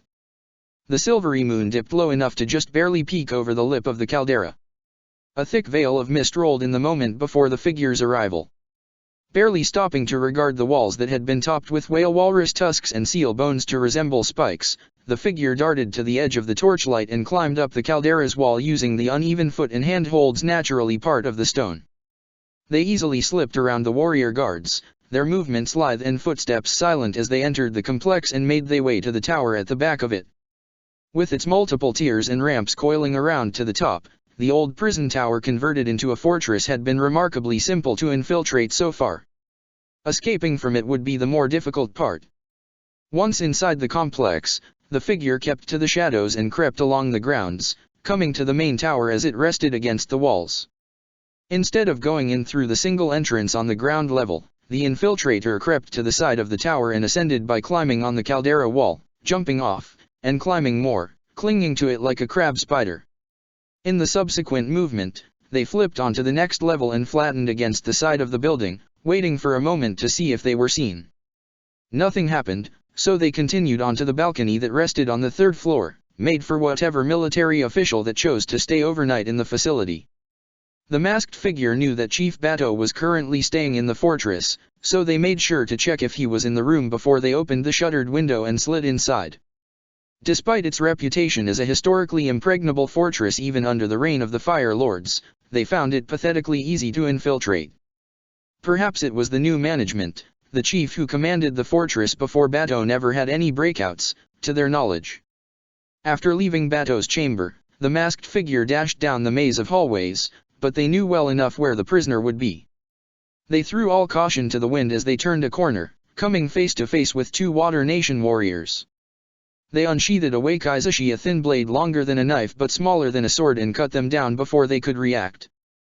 They fell to the floor in a crumpled heap just as a third warrior wielding a bone club rounded the corner and rushed at them, but before he could shout an alarm to the whole tower they ducked beneath his blow and sliced across his torso, pulling his club from his grip and knocking him over the head with it in one fluid movement before he could do more than gasp in pain. The shadows danced across the mask as they continued walking down the hallway, droplets of blood hovering momentarily in their wake around their feet as the spirit passed. Another curving corridor led to the prisoners' chambers. They knew which one contained the firebender due to the Buffalo Yak warriors stationed as guards in front of the cell door. One leaned against the iron door and the other sat. Water Tribe warriors often found prisoner duty beneath them because there was never glory to seize, so they had let their guard down and enabled them to take the warriors out with nothing but soft gasps. Blood pooled at their feet, spreading to the gap underneath the cell door as if to herald their arrival. Bato had left Azula's prison cell some time before, leaving her chained like a Komodo rhino. Ever since he left, the firebender worked on her escape, heating the metal chains binding her to weaken them. She did not know what she was going to do when she was free, though. She felt weak from the pain, the torture of having her breath taken from her over and over again, like the tides washing over her to douse her inner flame. But when he left her after she became too weak and sickly to talk without rattling breaths, she felt the force of her fire-bending fueled by anger alone, going against every scant bit of knowledge her uncle had of it. She hated Bato. She was going to kill him. While she focused on that, on tempering her fury into heating her chains, the metal door to her cell creaked open. Expecting another waterbender or, perhaps, Bato again, Angela stopped her escape attempts and stared resolutely at the person as they walked in. But what she saw surprised her. The first thing to stand out about this person was the fearsome blue ONI mask depicting some sort of horrific demon. Its fangs were long and sharp and pearly white, an angry spirit with a vengeful laugh that she felt she could relate to. She wondered if her feelings had summoned it here, a spirit that would help her carry out her vengeance, but through her bleary gaze and light-headed haze she reminded herself that this was a human in a mask. The invader's black, form-fitting clothes told her nothing about their nation or allegiance. "Who are you?" Angela asked of the spirit, glad that her throat had recovered enough to speak almost normally. "What do you want?" The figure did not answer, but walked over to her and cut the chains binding her with a short blade. Angela almost toppled since they had been holding her up. The masked stranger cut the chains binding her feet next and Angela fell to her knees. It was there that she remembered the fire lilies. At some point in her struggling they had fallen to the ground. She picked them up and stored them back in her sleeves and the inside of her tunic. Afterward, she stumbled to her feet on shaky legs, unwilling to seem weak in front of her rescuer. She did not bother to say thanks to the blue spirit. "Well, whoever you are, let's go." When Angela swayed and propped herself against the wall, the blue spirit offered their shoulder but Angela shook her head. "I'll be fine." Accepting that as an answer, the spirit turned away from Angela and slipped out the cell door. Angela followed without saying anything else, but as they proceeded down the curving corridors they passed streaks of blood and men who stirred and some that didn't, making her wonder if this spirit killed them. But who would go to those lengths, and why to rescue her? "So who are you? Can I see your face?" She tore her gaze away from the warriors and their ambiguous fates. "No," the blue spirit answered. A feminine voice. Succinct answer, Angela supposed. "Fine, I was just asking. Come on. There's a weapons shipment leaving in a few minutes. We'll use that to get out of here," said the blue spirit. Angela nodded, bent low as they crept through the lower-level hallways of the prison complex. These halls did not feel tainted by the spirit's bloody touch. Outside, the nightly mist came in unusually thick and cloying and it helped to hide the two as they jumped into the back of a covered wagon. Both hid in the front of the wagon behind several piles of crates as Angela kept her head low instead of peeking out to the rest of the fortress. She didn't think she could focus on her surroundings too much right now, anyway. Nausea gripped at her head and her stomach. "I think it goes without saying that you shouldn't use firebending here," said the spirit, gesturing to a wooden crate labeled explosives. Angela rolled her eyes. They waited for only a minute for the wagon to start moving, pulled by a pair of buffalo yaks. Angela and the blue spirit demon stayed quiet in the darkness. The moment that they left the walls of the fortress, all chaos broke loose. Drums beat and horns blared and the hoofbeats of the buffalo yaks stopped. Angela turned to her companion. "What now?" In response, the spirit ripped through the tarp covering the two of them and jumped to the front seat, threatening the driver with her blade. "Do not stop," said the masked woman. Angela looked to the top of the wall at one of the horn blowers who spotted them. His coiling ram horn boomed out a sound that felt as if it shook the whole caldera, and at once a pair of Koken samurai came after them on foot. Just before they reached the wagon and Angela prepared to blast them with fire, their legs jerked out from under them and to her astonishment they both tripped over each other and fell face first to the ground. She would have found it funny if four more didn't emerge from behind the walls in their place. "Go!" Angela yelled. The driver did nothing, so the woman or spirit or whatever she was pushed him off the wagon and took the reins. The mysterious woman urged the buffalo yaks onward, but it was a useless effort compared to the speed which the samurai skated across the ice under their feet. The first one to reach them soared right over the back of the wagon, lifting his sword to bring it down on Angela's mysterious rescuer. The other woman didn't see it coming, so Angela did the first thing that came to mind. She blasted the man in the face with a ball of fire. He screamed in pain and missed his mark, hitting the blue spirit with the hilt of his sword. The man fell next to Angela with a crash, but she pushed him off of the wagon as the terrified buffalo yaks dashed away. One by one, the three Koken samurai pursuing them either misstepped or recoiled from the wagon and dropped to the ground in a spray of red mist that clashed with the white of their robes, and Angela tried to look closer but the wagon rounded a bend and suddenly they had no pursuers.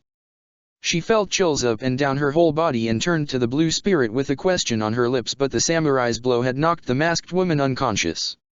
She slumped over in her seat as the buffalo yaks went at full speed into the dark, surrounding forest. Angela crawled to the front of the wagon as the wind whipped her face, and she tried to put the memory of whatever happened to the samurai behind her in the hopes that whatever had done that to them did not pursue her next. She nudged the blue spirit to the side and took the reins herself. By the time the sounds of the warriors died, long lost and far behind them, the terrified buffalo yaks finally calmed down enough so that Angela could pull them to a stop. She knew they would have to leave the wagon soon, it would be too easy to follow. The other woman was still unconscious. Knowing that they were useful, Angela unhitched the buffalo yaks from the wagon and let one run free while she struggled to lift the blue spirit onto the other. Angela jumped on right behind her and rode it away, helping her rescuer out of curiosity rather than any true sense of altruism or payback for helping Angela. The buffalo yak was easy to maneuver. The beasts had been trained well, not unlike the Komodo rhinos she had ridden with her father when she was younger. Thoughts of home brought up confusing feelings, but Angela stifled them for now. Right now, getting the two of them to safety was more important. Once the two were far enough away from the wagon and considerably away from the main road, the mysterious woman still unconscious, Angela decided to stop and let the buffalo yak rest. Aang's camp was near, and she remarkably still had the fire lilies to make into a tea. Angela's gaze settled on the mysterious masked woman that had come to save her. Who was she? Why did she bother to save Angela? What was in it for her? And not for the first time, Angela was tempted to take off her mask. Before, she obviously couldn't do that, but since the woman was suffering from a hard blow to the back of the head. Before she knew it, Angela's fingers wrapped around the back of the mask and she lifted it up and away. The black hood fell as she lifted it, revealing a thick mane of brown hair not unlike her own. The mask was lifted, and Angela gasped upon seeing her face. She was surprisingly young, near Angela's own age. Her skin was tanned. She was fairly pretty, Angela had to admit. But she was a water tribe girl. Angela ran away from the scene as fast as she could, willing to leave it all behind her. She was water tribe and had rescued a firebender. She was an enemy. But who was she? Why would she do it? What were her motives? It didn't make sense to Angela. Nothing never made sense in Angela's world. There was always an explanation, always some sort of secret, but never something so unexplainable and completely impossible. It made Angela's world spin. She stumbled back into the Avatar's camp, panting and sick and breathless, with her lungs still burning and her head still spinning. Adrenaline had carried her this far and she felt it ready to give out, but she still had tea to brew for Aang and Zuko before she could rest and make sense of everything. A piercing scream startled her. She looked up in shock, totally disoriented from her run-in with the waterbenders in their den, their fortress, her encounter with Bato that kept playing over and over again in her head. She was completely unprepared for this. Aang was the one screaming as if in pain, his face twisted in horror. He strained so much that his face reddened and his brow sweat, and he babbled incoherent nonsense that scared her even more than the mysterious blood spray from the Koken samurai. Aang kept screaming and writhing and she didn't know what to do. She cursed to herself, wondering why Aang always caught her off guard. He was delirious and sick. It was then that she remembered the fire lilies and the tea she was supposed to make for Aang and Zuko, who was out cold, and frantically went to work, desperate to make Aang's fear and nightmares stop. She was no expert at making tea, but she put the fire lily petals in a pot of river water, heating it in moments with her fire bending that burned hotter than normal. She worked almost automatically, her hands shaking from fatigue and the pressure of it all. All she cared about was getting the tea to Aang and ending his suffering. Every minute was agonizing for her as she readied the tea for him, pouring it into a cup as he struggled feebly to get away from her. Angela dropped to her knees in front of him, but he pushed her away. "Why, you monster! Killer! Get away!" he mumbled, eyes still wide with terrors that only he could see. "Angela, you killed. Don't trust Aang, drink this," she begged him, almost desperate. What was happening? Why was he acting this way to her? She did not want Aang to fear her, to call her those things. Each word felt like he struck her in the torso, and after everything that had happened she almost couldn't take it. Aang never showed fear. She admired him for it, almost envied him. So why now, toward her? Pea poison, he murmured to himself, but she finally got it down his throat. The soothing effects were stronger than she realized when Aang finally stopped his frantic squirming and descended into an uneasy sleep. His episode finished, she finally dropped her guard and felt her breathing returning to normal, wondering why she suddenly felt like she was responsible for the boy. Her limbs heavier than they'd ever felt before, she managed to slump her way over to Zuko and pour some tea into his mouth after stirring him awake, which he swallowed with barely any recognition of her. Once that was done, Azula fell into Appa's fur, still dizzy and hurt and confused. Sabi jumped up in fright when the firebender nearly landed on her, but settled down a moment later with angry chittering. Azula's head still spun with questions. What was going on? Would that water tribe girl, that blue spirit, find them? Why did she help Azula? What happened to those samurai in the woods as they fled from the fortress? And, why did she care so much for Aang? The girl blearily opened her ocean blue eyes, her vision focusing into an animal's face as it munched on some grass and examined her with curiosity. The girl pushed the buffalo yak's face away forcefully, but grasped the back of her head a moment later when pain lanced through where she'd been struck earlier. Cursing herself for letting her guard down enough to take a hit from those sellswords, she nearly jumped when she realized that she was no longer wearing her hood, and her mask lay on the ground a few feet away from her. She scampered to her feet despite the pain and took in her surroundings. Next, she noticed the firebender that she had rescued had gone missing. She should have expected that from the no-good, ungrateful savage. Not for the first time, she wondered why she bothered to rescue her anyway. But she always countered that side of her with the argument that Prince Sokka needed the Avatar more than Bato or any other water tribe man. Capturing the firebender only halted the Avatar's journey, and eventually, the Avatar was sure to go and rescue her, only to be captured himself. She couldn't let that happen, not from Bato and his men. Perhaps, she hoped, she would be able to restore her bond with her brother if he'd be the one to capture the Avatar instead. Chapter 13, The Carnival. Her jumps were surprisingly almost as high as his, almost as fast, and her movements just as dexterous. It didn't take long for Aang to realize that only airbending would work in the fight against her, since it was the only one out of the four elements swift enough. Waterbending was too heavy and graceful, earth too staunch and solid, fire too aggressive.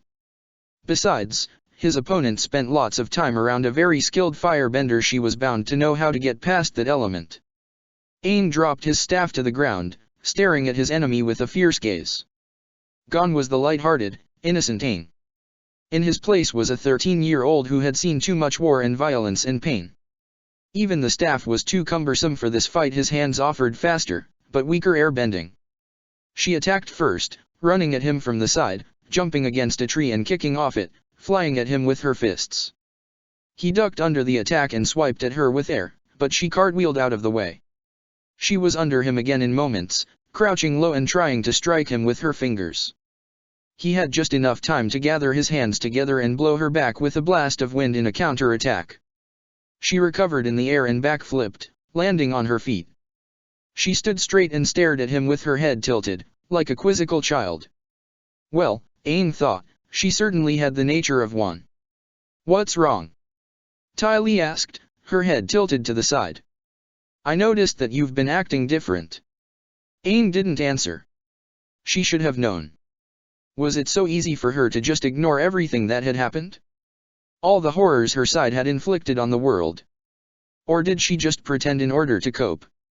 Zuko, Sokka, and Katara all warned him of Ty Lee's fighting ability. They revealed the pressure points that they knew and taught him to keep those parts of his body safe from the acrobat. He kept their warnings about the dangers of her chi blocking in mind. This was his first time actually fighting one-on-one against her. In the confusion of battle, the two of them had been separated from the others, and Zuko, Katara, and Toph all fought Azula while Sokka and Suki fended off Mai. Aang itched to finish the fight with this distraction so he could go help his friends. Aang fell into fire-bending motions and unleashed an uncharacteristically aggressive blast of air that swept all the way to Ty Lee, but the acrobat sprung high into the trees surrounding them, landing on a branch with perfect balance. She peered down at him on the ground below her. You really have changed, she said. He thought she looked sad. You used to be so happy. I thought we could have been friends. He blasted her again with a current of air, forcing her to jump away from him again. Aang's eyes flickered open abruptly, having woken up from his dream. However, another surprise was quick to greet him. Whoa! Aang shouted out, once he realized what was in front of him. It was quite odd waking up to Azula's amber eyes staring at him. Both of the benders jumped back and sat up. Why were you staring at me? I was not staring at you. Azula shot back. We just happened to wake up at the same time. Sure you did, said Zuko, choosing to walk by at that moment. Azula fumed. Aang shook his head as he stood up and gathered his sleeping things to pack them away, the contents of the dream on his mind. Why had he seen Ty Lee this time? Usually, all of his other dreams consisted of tragic or painful moments in his past, serving to remind him of his moments of greatest defeat. This dream only resurfaced a nightmare that only shamed him. Later, Ty Lee would go on to betray Azula alongside Mai and sacrifice herself so Aang and his friends could escape Ba Sing Se, long after the comet fell. Aang was silent as Azula mercilessly teased Zuko about something, hardly listening to the two. I thought we could have been friends. Aang, you're being depressing again, Azula pointed out to him, flipping her bangs out of her face. You don't seem to care when I'm being depressing, Zuko mentioned to her, his shoulders slumped. Azula ignored him, fixing Aang with a drilling stare. I'm fine, Azula. Leave me alone, said Aang. He busied himself with breakfast, lighting the remains of the previous night's campfire. His mood worsened when all it did was smoke, a result of the nighttime rains. A frequent issue in the Fire Nation and one of the many reasons he hated camping there. The forest only did so much to hide them, and a plume of smoke always made him feel vulnerable. He knew he was being even more moody than usual, but it felt easier just to let himself stew. How about a quick fire duel? Azula suggested, lighting a flame at the tip of her fingers. Maybe you need to be beat into shape. No thanks. Azula's brow furrowed, but it soon passed and her voice rose, brighter and persistent. I've got an idea. The carnival's in town. What's your point? Zuko deadpanned. The firebender rolled her eyes. We should go, dum-dum. Zuko's response was plain. I don't want to go to a carnival. Why not? Azula asked, her voice sharp. Do something to make yourself happy for once. I'm never. Don't say it, she said, and Azula promptly threw her shoe at him. She turned back to Aang, disinterested in Zuko's following yelp of pain. He always says that like he's trying to be funny, she added, by way of explanation, with a malicious glint in her eyes that told Aang she found her brother's misfortune funnier. And then Aang blinked in surprise. She gave him a pleading look. Come on, it'll be fun.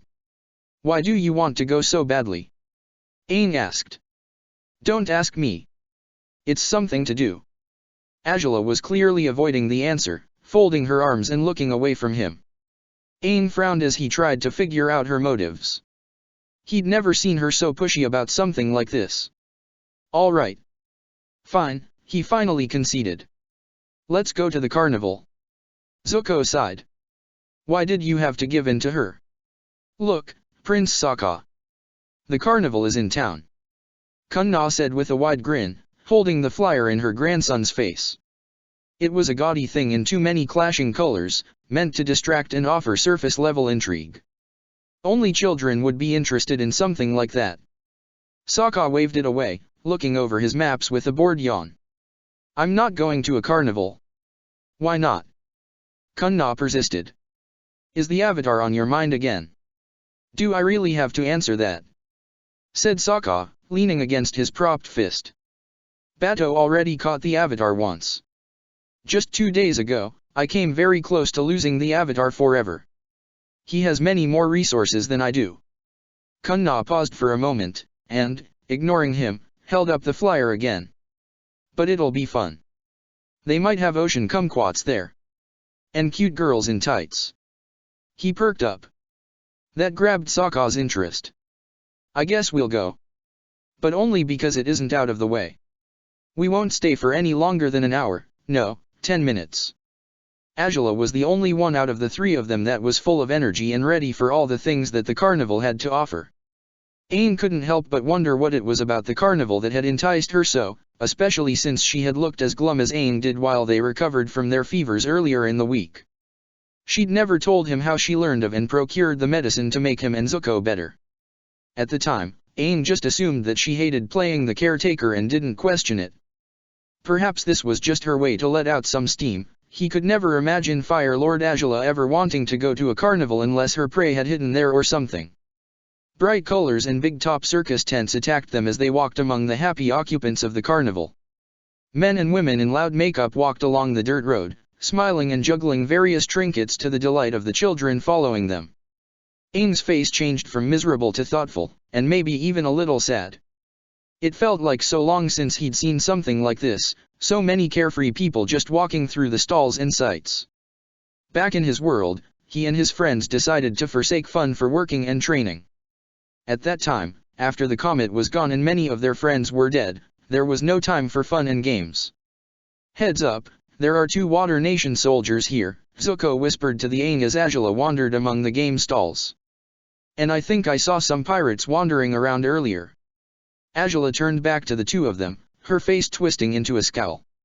We'll not let them ruin our day. I'll burn this whole carnival down before that happens. Aang and Zuko exchanged wide-eyed glances. Sure, said Aang. They're not here. Completely ignoring them. Sokka clenched his fists when he saw a familiar trio, a wolfish grin on his face. Kran, look who's here, he said. I knew it was a good idea to come to the carnival. Kunna sighed, letting the stuffed rubber she had won drop to her side. We are here to have fun, my dear prince. Do not let your hunt for the Avatar ruin it for you, she said. Perhaps this is the universe's way of telling you it wouldn't be worth it today. He watched the 3 of them walk by a stall displaying a variety of traditional Fire Nation stage masks. Sokka knew next to nothing about theater, but he watched the Avatar's swordsman friend pick up a blue demon mask with ferocious teeth and ponder something about it until the sister wrenched it from his hands and they walked away. His mind had just hatched a plan. After making sure they were well out of earshot, Sokka approached the mask stall and gestured for the seller's attention. Hey, those kids that were just here, they're some friends of mine, and I think they were interested in one of these masks. Can you tell me which one? The artisan beamed. Oh, yes. That boy liked this one, the blue spirit, he said, holding out the blue mask to Sokka. It's a character from Love Amongst the Dragons, one of the most famous plays here. But recently there have been stories about a vengeance spirit with its face in these parts, so there's been a surge of popularity with this mask. And my friends didn't want it. Sokka didn't care about any stupid spirit legends. Oh, that boy seemed interested, but the girl was very insistent that they move on. He frowned. She said some rude things about my mask, you know. You should talk to your friend and tell her to be more polite. Oh, don't you worry, said Sokka. I certainly will. Now tell me, would you say me and that guy have roughly the same height and build? The artisan scratched his chin. Oh, no, he was definitely taller. Sokka bristled. No, there's no way he's that much taller than me. Oh, I think he is, dear, Kunna quipped. A little more muscular, too. The artisan gave Sokka an understanding smile. Oh, I see. You're shopping for a new outfit for him, aren't you? That's really cute, but you should get something that fits him better and that'll certainly get your message across. Once you get his measurements, down the street there's a tailor. Sokka cut him off with an exasperated squawk of consternation while Kunna giggled into her hands. No, no. What kinds of ideas are you getting? Just sell me the stupid mask. The artisan tugged at his mustache while he counted Sokka's coins. Well, now I see why you're friends with that rude girl. The Sky Bison stuffed toy dissolved into ash as it burned in Azula's hand. The firebender walked down the street of carnival games, winning each and every one, only to burn the prize, but only after offering it to Aang first, who politely, if a little uneasily, declined. At the next game, Azula tossed a ball up and down in her hand, her other hand on her hip as she observed her target with a smirk on her face. The object of her ministrations this time was a red and white bullseye, which was a switch that triggered the dunk tank, which dropped a real person into a tank full of some foul, green liquid. After spending a moment to calculate the distance, Angela chucked the ball right at the target and dunked the frightened man into the unknown fluid. "Is that juice poisonous?" she asked, a note of dark excitement in her voice. Zuko and Aang glanced quickly at each other again, and Aang had gotten an idea of why she wanted to come to the carnival so badly. She loved winning. The alarmed attendant shook his head. "And no, it's a perfectly safe mixture of water and potions for color," he said, as the drenched man resurfaced from the green fluid miserably. Angela pursed her lips in disappointment. Zuko quickly switched her attention to something else. If they lingered too long, then someone would face her wrath like the people at the strongman competition already did. "Look, Zula. It's an acrobat show." He pointed to the next stage in an attempt to hurry her along. "Well, come on. Let's go see if they're real," Angela said with an exasperated sigh, leading the way to the stage. It had already gathered a larger crowd than any they'd seen in the carnival so far. All of the stage performers were clad in pink, cartwheeling around the wooden platform, doing flips off of each other's shoulders, and performing many other feats that might have even put some airbenders to shame. Aang, Angela, and Zuko were enraptured. A dozen of the girls gathered together in the center of the stage, facing their audience, climbing on top of each other and forming a pyramid. One of the girls, at the very top, held her palm straight up in the air as yet another with a gold, decorative headdress framing her face climbed above her, using one of her hands to prop herself up on the palm that was already in the air in an amazing accomplishment of balance. The girl with the gold headdress was totally upside down, holding herself up with the other girl's hand. The audience clapped and cheered while the girl at the very top smiled at them all. Aang felt like he was hit with an electric jolt. "You used to be so happy. I thought we could have been friends."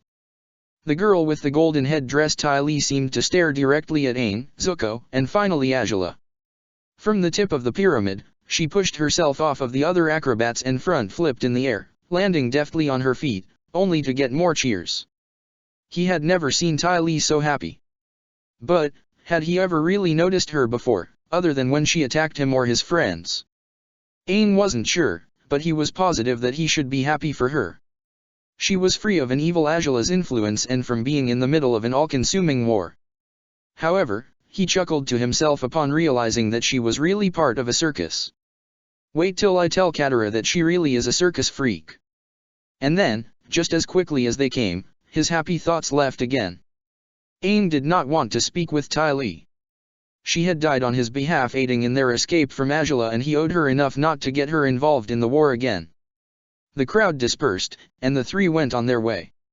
Unfortunately, meetings with fate, he supposed, were unavoidable. "Hey there, cutie." There she was already, but without the golden headdress, popping up in front of Zuko with her braided ponytail and the same pink clothes he knew from his world. Hi," said Zuko, his eyes widened and his hand behind his head, scratching nervously. "Aren't you one of those performers?" "Yup," she said cheerfully. "I couldn't pass up the chance to say hello to one of my cuter fans." Angela cleared her throat. "Is that all you wanted?" Ty Lee tilted her head. "No, I sorta wanted to know who you guys were." Her voice suddenly became deeper and she hunched her shoulders and waved her hands, speaking in what she apparently thought was a creepy voice. "One of you has a mysterious aura." They all fell silent. "Well? Wasn't that cool?" she asked. "I suppose," said Angela, examining her nails coolly. "But you aren't one for theatrics." Ty Lee snapped her fingers. "Oh, flaming hog monkeys. I guess I can only do acrobating," she said with a shrug. And, with a surprising amount of bounciness, she turned to Aang. "You were the one with the weird aura. You can read auras?" Aang asked, surprised. Could she do that before? "Yep. I'm a woman of many talents," she said with a bright grin. She walked around the young avatar, examining him closely from all sides, muttering inaudibly to herself, stroking an invisible beard. "Aha! You are surprised at my ability to read auras?" Angela gasped in mock surprise. "Oh my! She's amazing. Ty Lee looked up at her with another cheery grin. You really think so? She stopped her examination and looked down at Aang, who was shorter than her. So kid, what's your name? Aang felt his face redden in embarrassment. I'm not a. Whatever. But we've got to introduce ourselves if we're gonna be friends, don't we? She asked. What? My name's Ty Lee. What's yours? He hesitated but saw no harm in it. I'm Aang. Anji. Bit of a weird name, but it's adorable, she said. Aang clapped his hand to his forehead. Ty Lee jumped up near Zuko again, leaning her face close to his. So what's your name, cutie? I'm Zuko, he managed to say, tugging at his collar. Azula butted her way in front of Ty Lee. And I'm Azula. Do you mind? We were trying to enjoy a nice walk through the carnival. Whoa, okay, she said, putting up her hands. I'm sensing some hostility. Is Zuko your boyfriend or something? Don't make me gag. He's my brother. Oh. Is Anji your boyfriend, then? Azula's fists clenched and froze against her side as her eyes bulged in anger and surprise. What? Absolutely not. There is nothing between me and Aang and there never will be. How can you say something like that? I'm unconvinced, Ty Lee deadpanned. She turned back to Aang and Zuko. Anyway, it's blaringly obvious that you guys are travelers. Where are ya heading to? The Golden City, said Zuko, who finally regained the use of his voice. Ty Lee joyfully clapped her hands together after a moment's hesitation that only Aang caught. Wow. What a coincidence. I gotta go there too. You do? Aang asked, scratching at his head of unruly hair. Yeah. I've got stuff to do there, she said. It was clear to Aang that she wasn't telling them everything. Just as he was about to open his mouth and ask, the acrobat changed the subject. Hey, there's tons more to the carnival you guys have to see. Let's split up and have fun. Split up? That seems a little suspicious to me, Azula said, narrowing her eyes at Ty Lee. Don't you have more flipping and such to do? Nah, we're all done for the day, she said. And honestly, it's kinda boring to go through the carnival with the same old group. It's more fun when you show it to new friends. You used to be so happy. I thought we could have been friends. When her words echoed through his head again, Aang gave Ty Lee a soft smile. No, Azula. That's fine. We'll split up and have fun. She returned it with a smile of her own. Great. I call going with Zuko.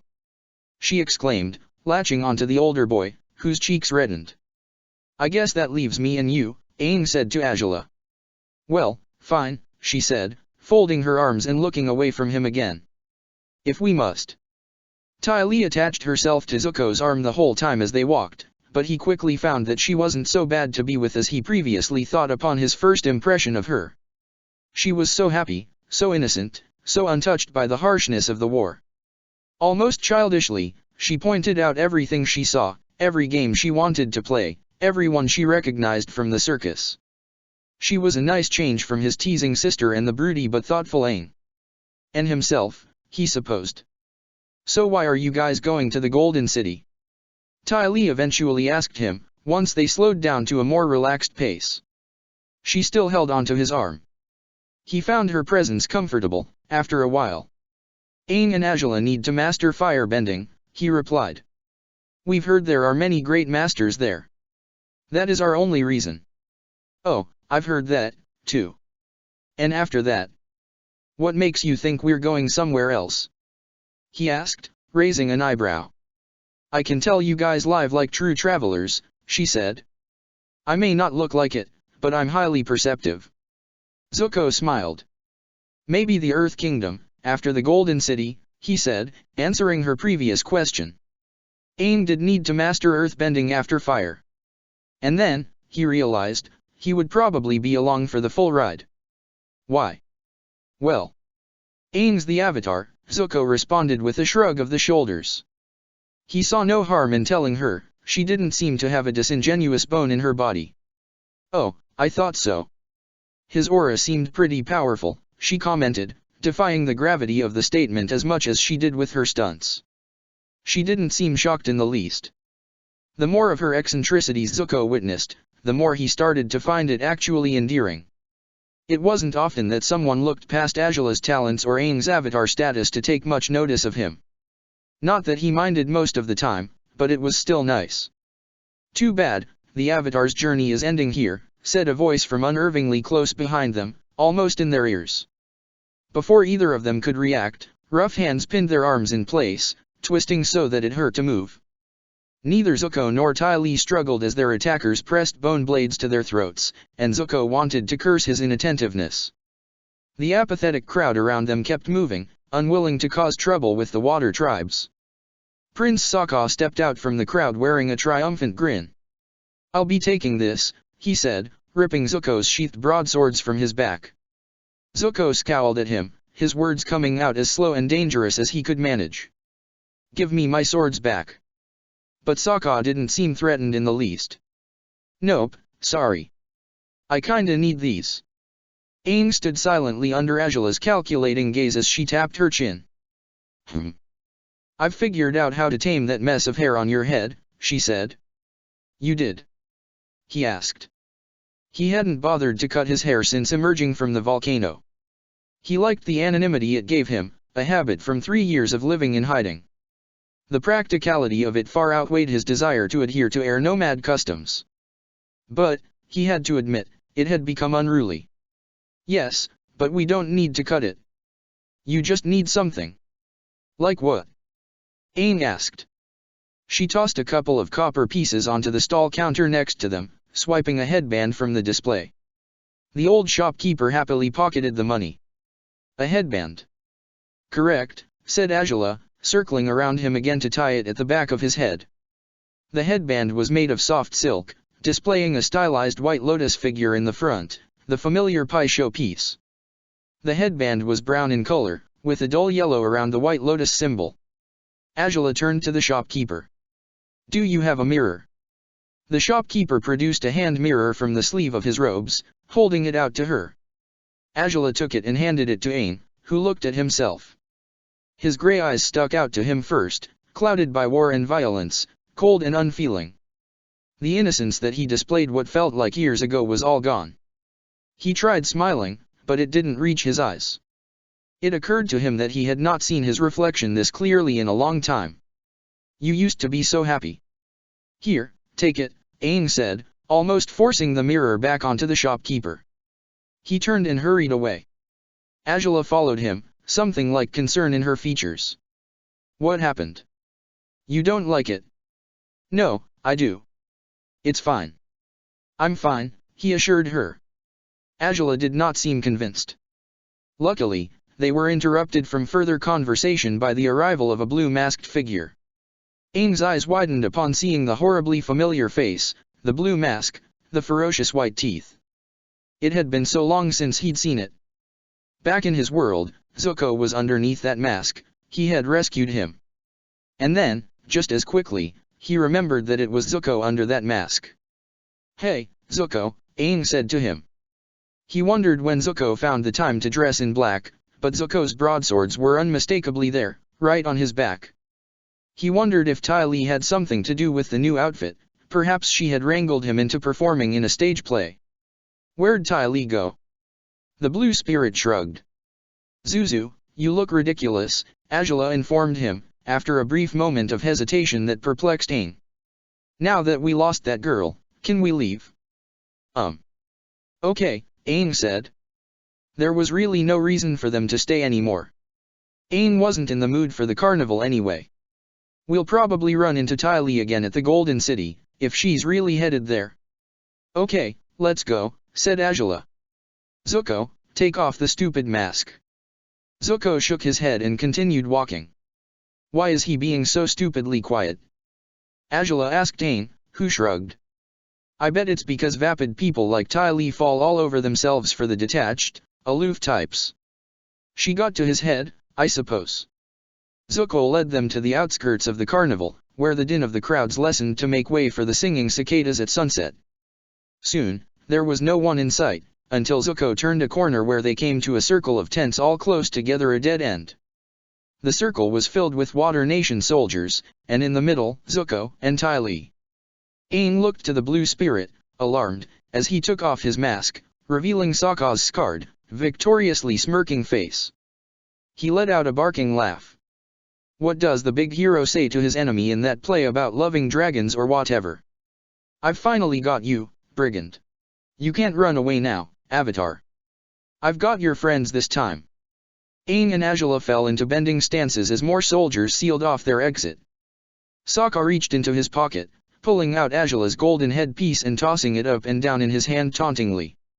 Azula lunged forward, harsh words rising to her lips, but Aang cut her off. Stop. Aang said sharply, holding his hand out to stop her. You'd be doing exactly what he wants you to do. If we use brute force, he'll probably have contingencies in place. He's much cleverer than Prince Zuko ever was. Aang dropped his staff. Sokka, take me and leave the rest of them alone. Sokka sighed. On one hand, you seem to think highly of my plans, and you really should, I love that, but on the other. How much of an idiot do you think I am? I know what you'll do. Once you're in chains and your friends released, you will have no reason to hold back and you'll just escape. I see right through you, kid. Oh yeah? See right through this. Ty Lee yelled out, elbowing her captor in the gut. Freed, she twisted and jabbed him in the shoulders, rendering his arms useless. She proceeded to do the same to Zuko's captor, ducking under a spear swipe and simultaneously freeing the swordsman. She moved quickly, disabling almost a dozen of Sokka's warriors before they even realized what was happening so they could fight back. Aang took the opportunity to attack, shooting a jet of fire from his hands at Sokka, who gathered water from his pouch to absorb it. Using an airbending-powered jump, Aang leapt over Sokka and grabbed the leather strap of Zuko's broadswords, burning the sheathed weapons off of Sokka's back. He tossed them to the weaponless Zuko, who caught and unsheathed them, ready to help. Now would be a good time to call Appa. Azula called, shooting a fireball at one of the many soldiers still around them.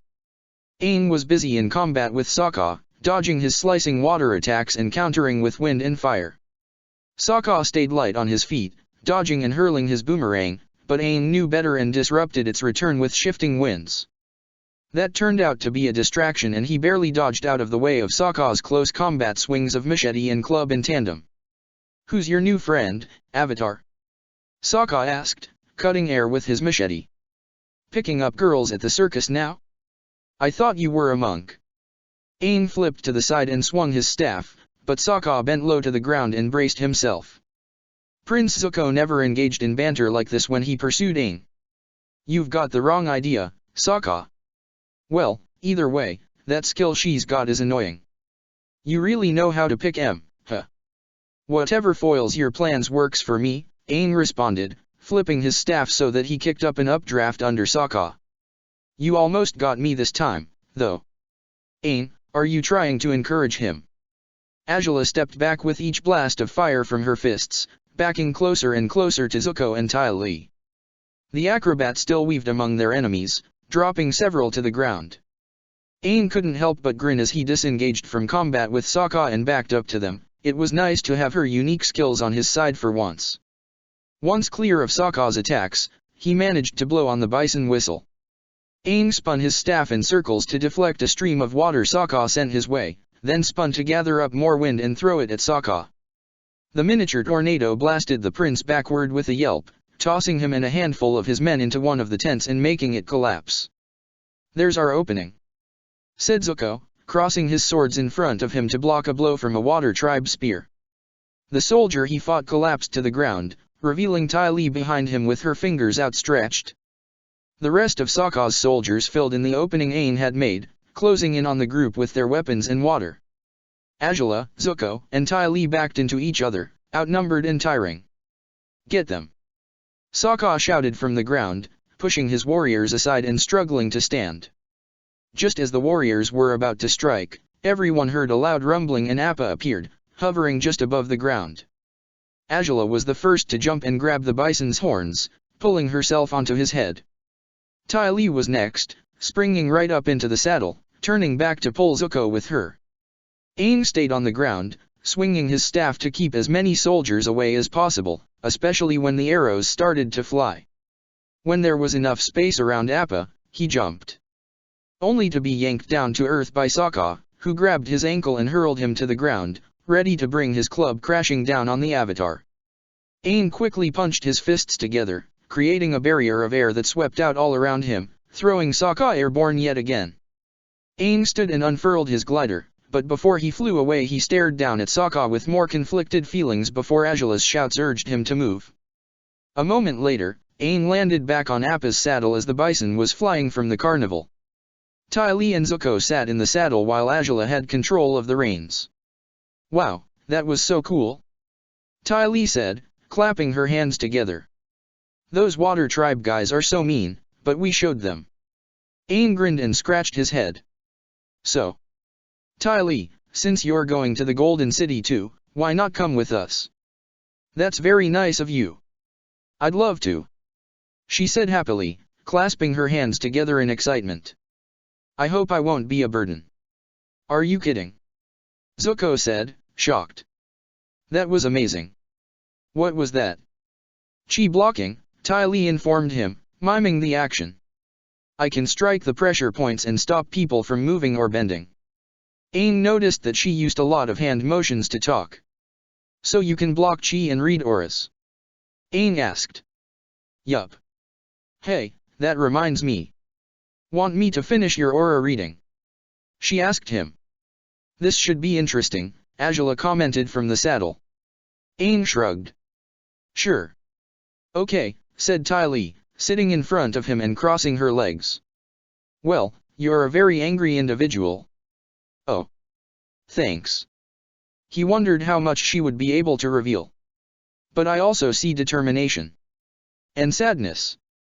Guilt. Fear," she said, her voice getting lower with each emotion. They seemed to be having an effect on her. "You have a lot of layers, Aang." Everyone fell quiet. "But there's also other stuff hidden under there. I see happiness, a little bit of hope, and love." Azula turned her eyes from the sky ahead to stare at the two. Aang nodded.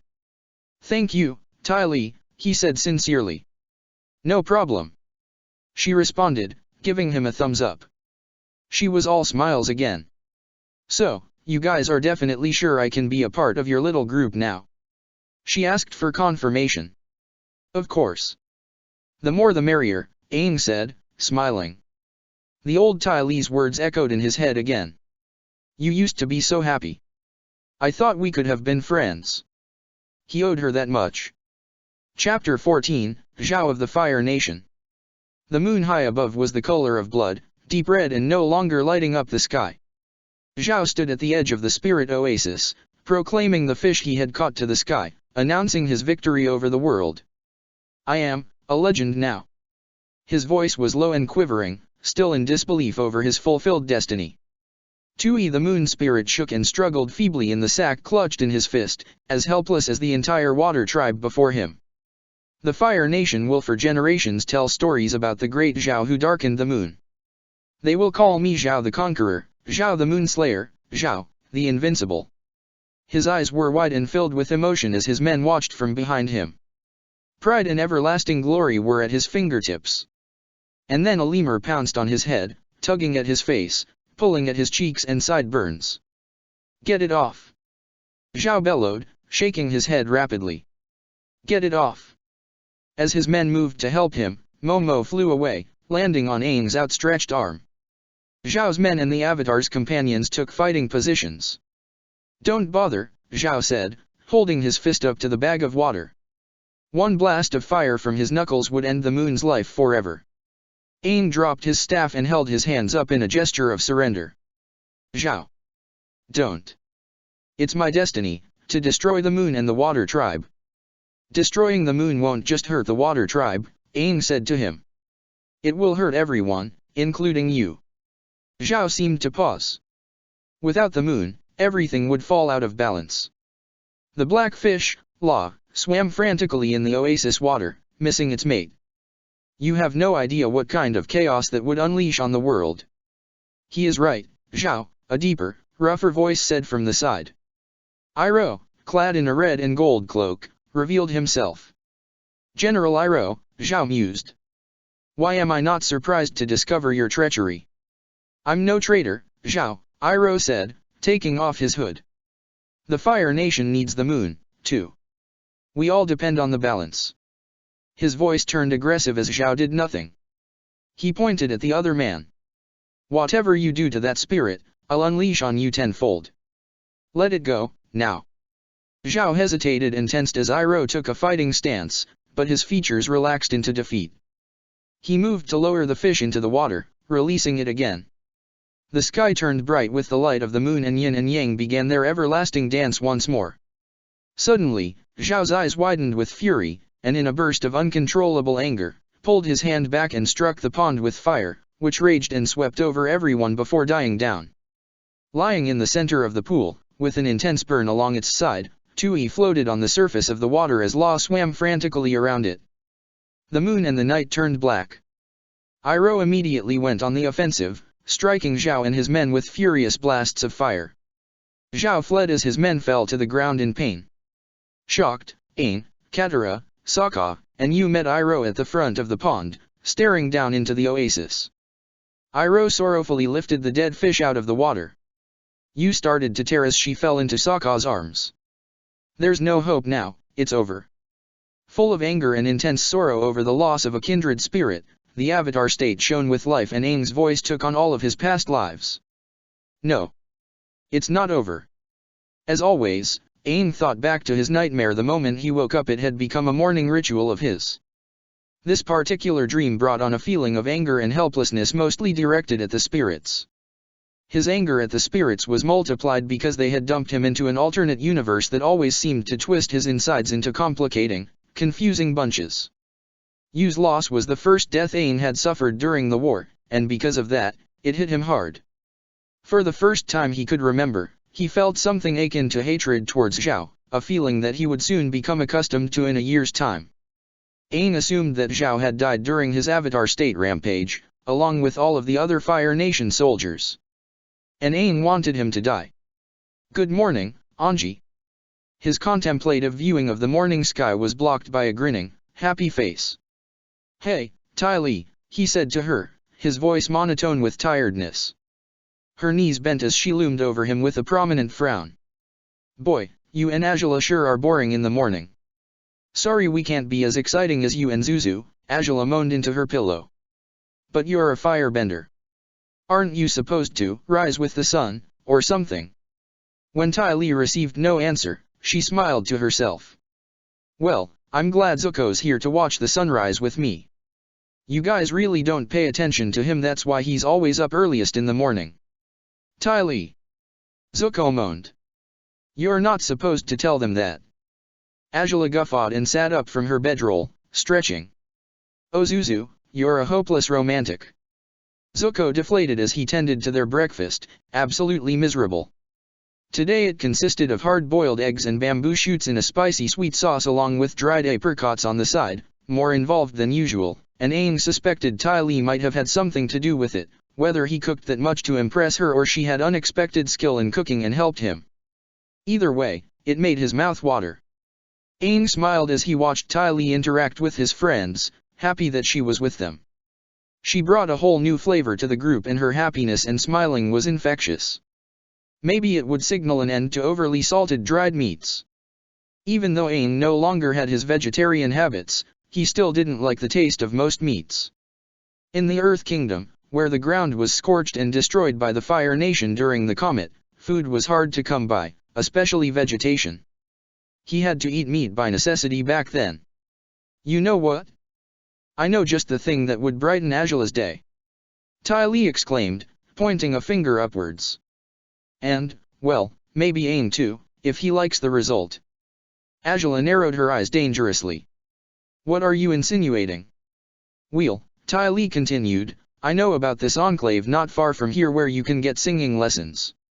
She dropped her voice to a conspiratorial whisper that clearly wasn't meant to be heard by Aang or Zuko, but they did anyway. Aang might really be impressed by your voice. You gotta have some cute trait that suitors would like. For me, It's my sense of style. Angela's eyes widened, and for the first time Aang had ever seen, she looked absolutely stunned. The expression quickly passed, however, and she spoke sharply to Ty Lee. I'm not going to learn something so useless like singing. If you bring this up again I'll burn every piece of clothing you own and you won't have any style. Ty Lee giggled. Why not? It'll be fun. And she thinks she won't follow through on that threat, Zuko whispered to Aang. Aang shrugged. Singing could be a great skill to learn, he said. I think it would suit you, Angela. Her head snapped to Aang like a whip, so fast it was a miracle she didn't hurt her neck. What? But Ty Lee, I really don't think we have time to waste. We need to get to the Golden City, Aang said, letting out a sigh. He affixed his new headband to cover his forehead, tightening it at the back. It's already taking us a lot longer than it should to traverse the Fire Nation. What? No. I want to go, she said, waving her hands frantically. We don't need to go to the Golden City so fast, do we? She chuckled nervously. I mean, it's not all that important. We've taken a lot of detours already, said Zuko, cleaning up the remains of their breakfast. Maybe it would be better to just go on to our destination. What is wrong with you two? Where's your sense of fun? Angela asked, finally getting irritated enough to butt in. The carnival turned out to be a good diversion. We're going to this enclave of singers, and that's final. Zuko slumped his shoulders and groaned. It was better not to cross Angela's final decisions, though Aang wondered what made her change her mind so abruptly. Contrarily, Ty Lee cheered on the spot. Aang wondered why she was so happy about diverting from their main destination. Did she not want to go to the Golden City anymore? Did she even want to go in the first place? He would have to ask her later, perhaps when Zuko and Angela were distracted by the singing lessons. The shadowy alley was dark and imposing as he walked, sending shivers up his spine with every step. He was tense and ready for any sign of attack, his blue eye shifting in all directions. On the contrary, his grandmother walked beside him perfectly at ease. Brighten up, my grandson, she said to him, her blue eyes twinkling. Based on his reputation, this man will catch the Avatar for sure. If he doesn't kill him first, Sokka said with a roll of his eye. I can't believe I'm going through with this. The sound of the crunch of metal on stone halted both of them in their tracks. Sokka fell into a fighting stance, his hands grabbing his club and machete. Kunna didn't even flinch. As the man walked into their view, Sokka looked at him for the first time. He zeroed in on the man's metal arm, which ended in a sharp claw. His eye then fell to the man's leg, his second metal appendage. Lastly, he flicked his view to the man's face and the strange eye-shaped tattoo in the center of his forehead. He was the Combustion Man, the most feared assassin and bounty hunter throughout the world. I've heard a lot about you, Sokka said to the man, his gaze calculating and ready for any sudden movements. I know you're good at what you do and you never miss a target. But I want you to find the Avatar and capture him, alive. The man said nothing, which he could only assume meant an approval. Denial, he guessed, would have been much more of a statement. There it is. Down there. Ty Lee shouted excitedly, her braid whipping the wind.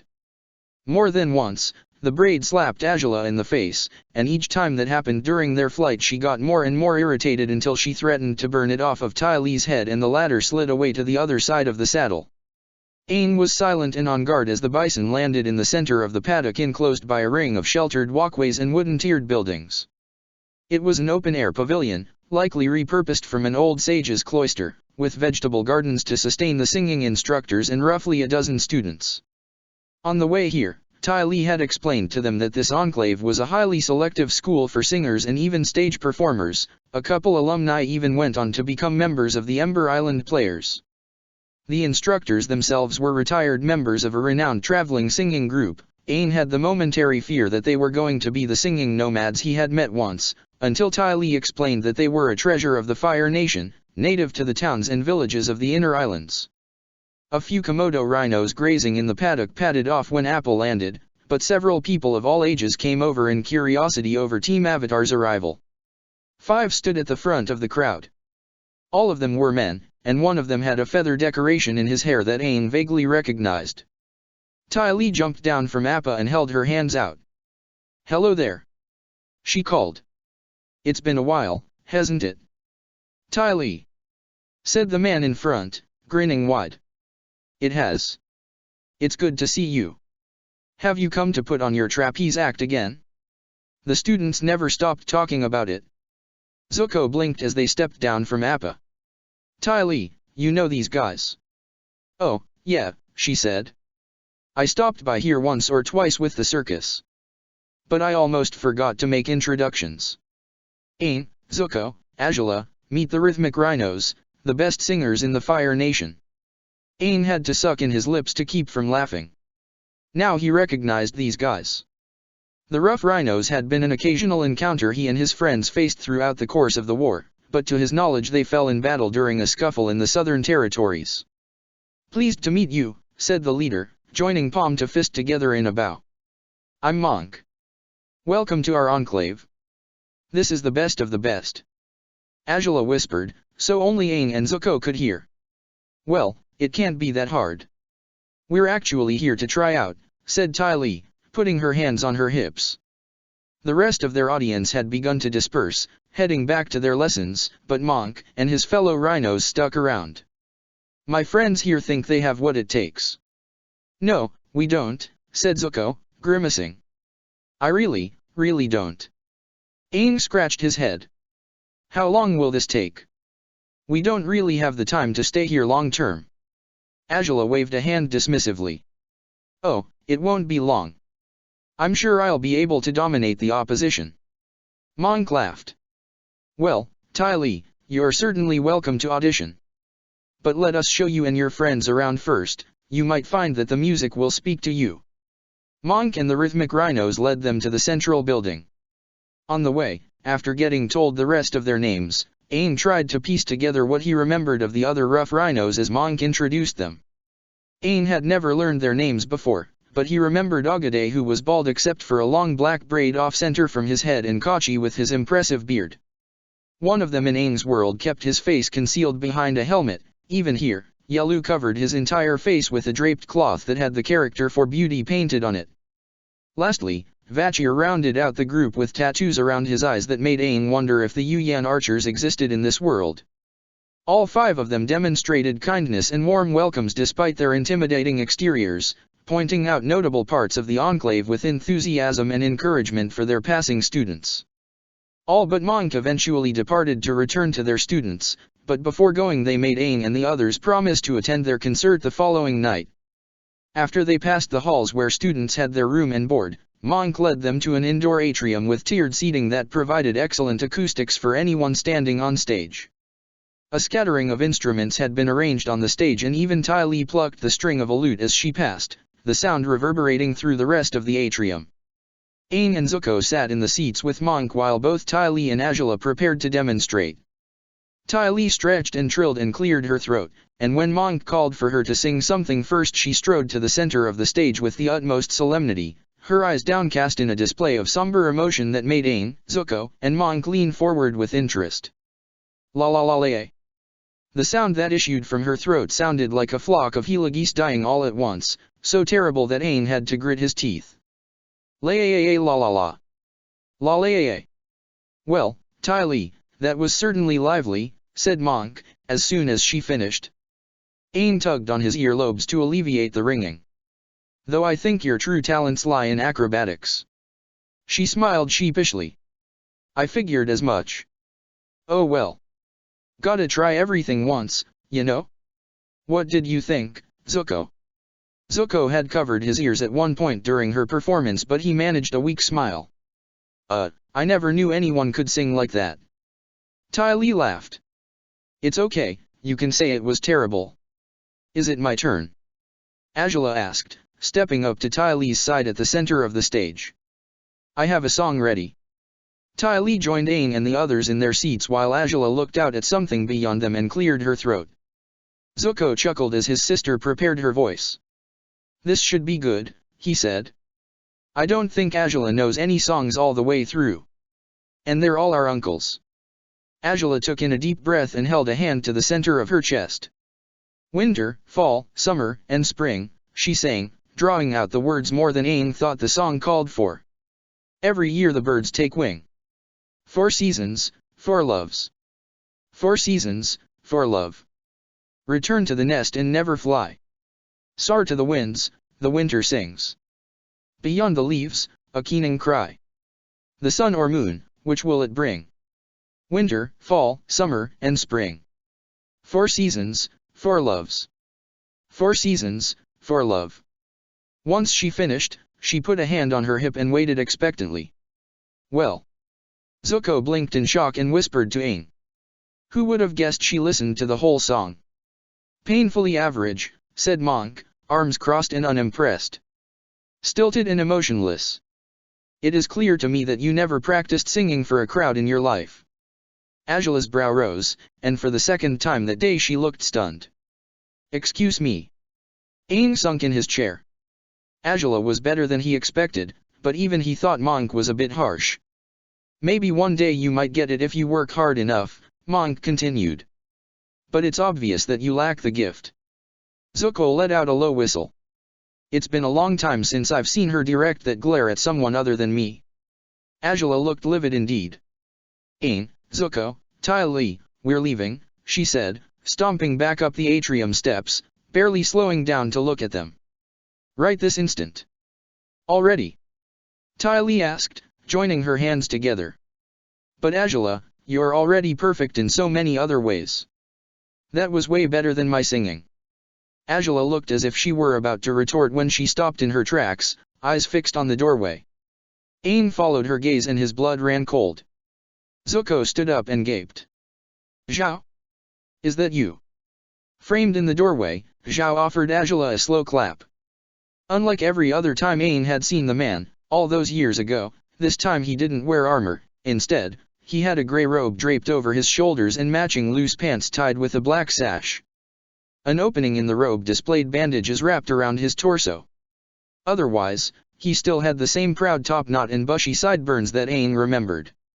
My, he said. Even his voice still oozed with the same condescending tone. What a surprise. Ozay's own children, in the flesh? I never thought I'd see the two of you here. Aang remembered how much Prince Zuko hated Zhao. But now, Zuko's surprise turned into a wide grin. Zhao, it's good to see you. Both Zuko and Azula stood at Zhao's side as the latter spread his arms to encompass their shoulders. You two have grown, Zhao said. Your father will be pleased to see you. Father? Azula asked, eyes wide. Aang felt his heart pound against his chest. He couldn't be here. He prepared to leap away if Ozay walked through that door next, panic rising so much that he felt like he could be sick. He's here. No, said Zhao, letting out a low chuckle under his breath, and at his words Aang felt his tense legs loosen. Zhao turned Zuko and Azula away from Aang, Ty Lee, and Monk as if he didn't even notice them. Not at this circus. Come, my tent is outside. I'll fill you two in on all the exciting details. Aang and Ty Lee found themselves sitting in the corner of Zhao's tent, picking at their sour dumpling soup bowls while Zhao regaled all of them with the details of the horrific battle that ended with him being wounded and all of their waterbender enemies devastated.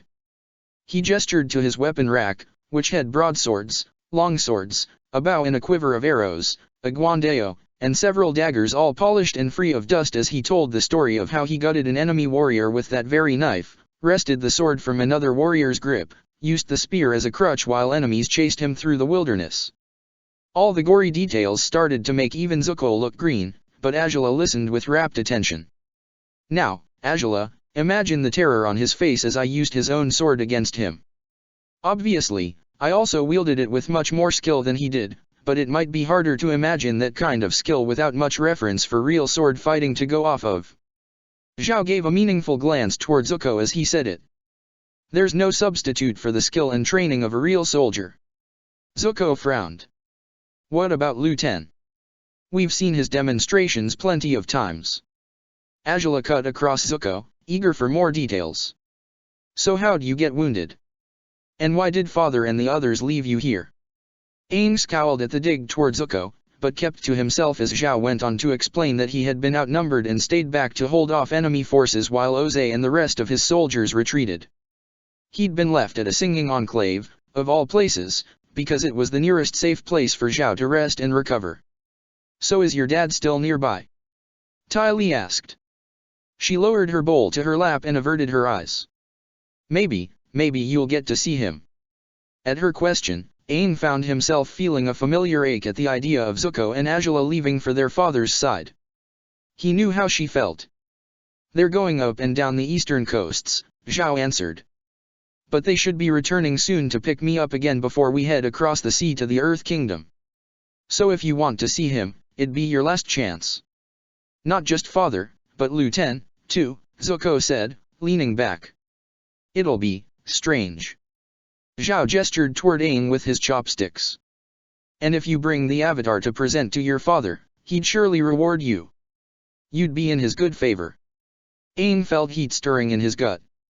I'm not a prize. I can see right through you, you just want that recognition for yourself, don't you? It came out harsher than he intended. Zhao's voice deepened as he smirked and his words came out like a drawl. You've got a sharp mouth on you, boy, he said. I'm already one of Lord Ozai's favored soldiers. What use could I have for you? Aang, your aura's turning really red, Ty Li pointed out with a timid voice. Emboldened by Aang's silence, who bit his tongue to avoid saying something that would offend Zuko or Azula, Zhao continued. You should respect your elders, did they forget to teach you that at monk school? I expected the Avatar to be much more disciplined than this. Azula furrowed her brow as she looked between them both. What is going on here? Aang, we know you are not just a prize to present to our father. Aang was about to retort to Zhao when Zuko stood and grasped Aang by the shoulder. Come on. Let's go outside. Taken aback by Zuko's action, Aang shot one last glare at Zhao before getting up and following Zuko outside of the tent. Part of him felt like Zhao would attempt a sneak attack at Aang's turned back, and the thought left a tingling at the back of his neck. You need to cool off, Zuko said. What's bothering you? What's bothering me? Aang asked, incredulous, as he looked back at the tent. Looking at Zhao, he could only picture the arrogant, destructive man who nearly wiped out the moon and made Aang lose a friend. But even further than that, he recognized a similar event with his friends back home, when Aang did something stupid and both Sokka and Katara left him behind to reunite with their father. He turned away from the tent, facing the Rhythmic Rhinos enclave across the field. Zhao's a jerk. Zuko shrugged and hesitated before responding, letting the singing cicadas fill the silence. He can be. Didn't you notice the way he was talking about you? Sort of, Zuko admitted. But he's always been like that. I'm used to it. Azula always had most of the village's attention. But that doesn't mean you should just put up with it. Aang said. How is that fair? We were always taught to show respect and discipline, especially to our elders and particularly to those outside of our family, Zuko said. He kicked at a loose stone in the grass. That's just always how it's been. Speaking up and speaking out reflected badly on our father. And, well, now that you're with us, you're our responsibility. You'd disrespect me and Azula, and by extension, our father, if you offended Zhao or dishonored him. Aang crossed his arms and looked away. I'm no one's responsibility, he said, but even he knew it sounded petulant. Even so, he didn't miss the implication behind Zuko's words, that he was part of their family. Zuko sighed but then he smiled. If you say so, he said. His eyes focused on the tent flap as it opened and Azula and Ty Li climbed out to head toward the enclave. I'm going back inside. But I have a bad feeling about Azula and Ty Li sneaking off into the night, why don't you go see what they're up to? Glad for any excuse not to go back into Zhao's tent, Aang nodded and followed after the two girls toward the pavilion in the center of the paddock. He crept low when he heard them talking, and stopped short when Azula started to vocalize. She didn't use words, but she changed the pitch and volume of her voice at Ty Li's direction. Even though it still wasn't that good, Aang found himself sitting in the grass and listening. He supposed that she took Monk's words to heart even if she tried to make it appear otherwise. For reasons he couldn't say, he let the sound carry him into pleasant, nostalgic memories. Oh. Aang. What are you doing here? Ty Lee noticed him while he was caught up in the sight of Angela practicing, and he leapt to his feet. "Oh, I was, just curious to see what you two were doing." "Oh," said Ty Lee, waving a hand. "Angela's just trying to impress." Angela clamped a sharp taloned hand over Ty Lee's lips. "Not another word." Ty Lee nodded fearfully, but Aang grinned as he tugged at the back of his headband. "I think you're getting better, Angela." She pointed at Aang with her free hand. "That goes for you, too. You didn't see anything." Sokka didn't know what to think about the combustion man. He seemed to know where to go, how to find the Avatar, all without saying a word to him or his grandmother. They left Sokka's ship, and it was just the three of them now traveling over land. The trio had stopped to take a short break and let the buffalo yaks rest, but when Sokka pulled the mounts by their reins toward his grandmother and the combustion man, he found that they weren't ready to go at all. His grandmother and the combustion man were seated around a short, wooden table playing a game of Pai Sho. Sokka raised his eyebrows and then furrowed them. "What are you two doing?" he asked, his voice sharp.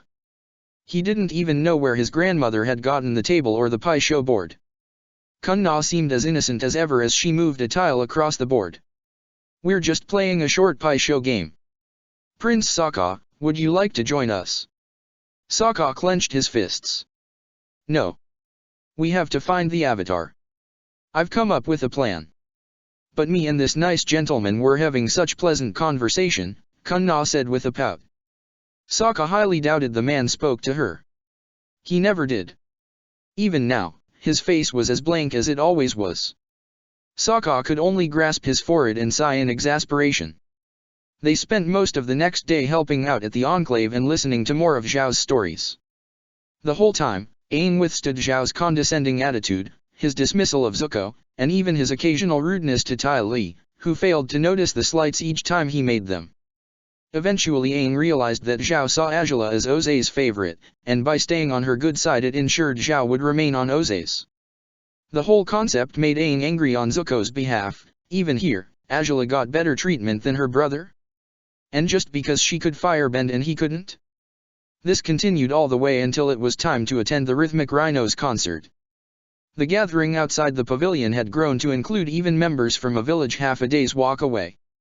As the warm, clear night descended on them all, the Rhinos and a handful of their students prepared their performance, some using instruments while the Rhinos themselves sang without accompaniment. All 5 men vocalized in harmony with each other, with one singing from the throat, his rumbling guiding them along. Aang had never heard anything like it, and at the end of their performance he found himself clapping as hard as everyone else. After they finished, Zhao scowled at the stage and lurked off toward his tent. Angela, Zuko, and Ty Lee didn't seem to notice, but Aang watched Zhao leave with a frown. The whole reason Angela and Zuko wanted to stay an extra day was for the chance to spend extra time with him, for some unexplainable reason, so why was he leaving? Monk approached Aang and stopped at his side, watching Zhao. "I won't be sad to see his back for the last time when he leaves. His sense of pride is too great to stay here." Ty Lee slid closer to Aang and Monk, perhaps so Zuko and Angela wouldn't hear her. Sabi clung to her back, her giant ears peeking over Ty Lee's shoulders. "He's being kinda rude, isn't he?" "He was shot in the back by an arrow," said Monk, his face darkening in the shadows of nearby torches. "It leads me to believe he fled during a battle in an attempt to abandon his comrades. So, of course, he is bitter about being left here to recover, a place he thinks to be beneath him. I've had enough of him," Aang muttered under his breath. With Monk's words, it had all come together. He walked off into the night, pursuing Zhao to give him a piece of his mind. With each step, Aang found himself getting angrier and angrier. He thought of the man's arrogance and his capability for destruction. He thought of Yu, and the monster that Zhao's actions had forced Aang to become. He thought of the devastation he had wrought on Zhao's fleet at the North Pole, and how he hated and feared himself for so long afterward. It began with Zhao. It was his fault.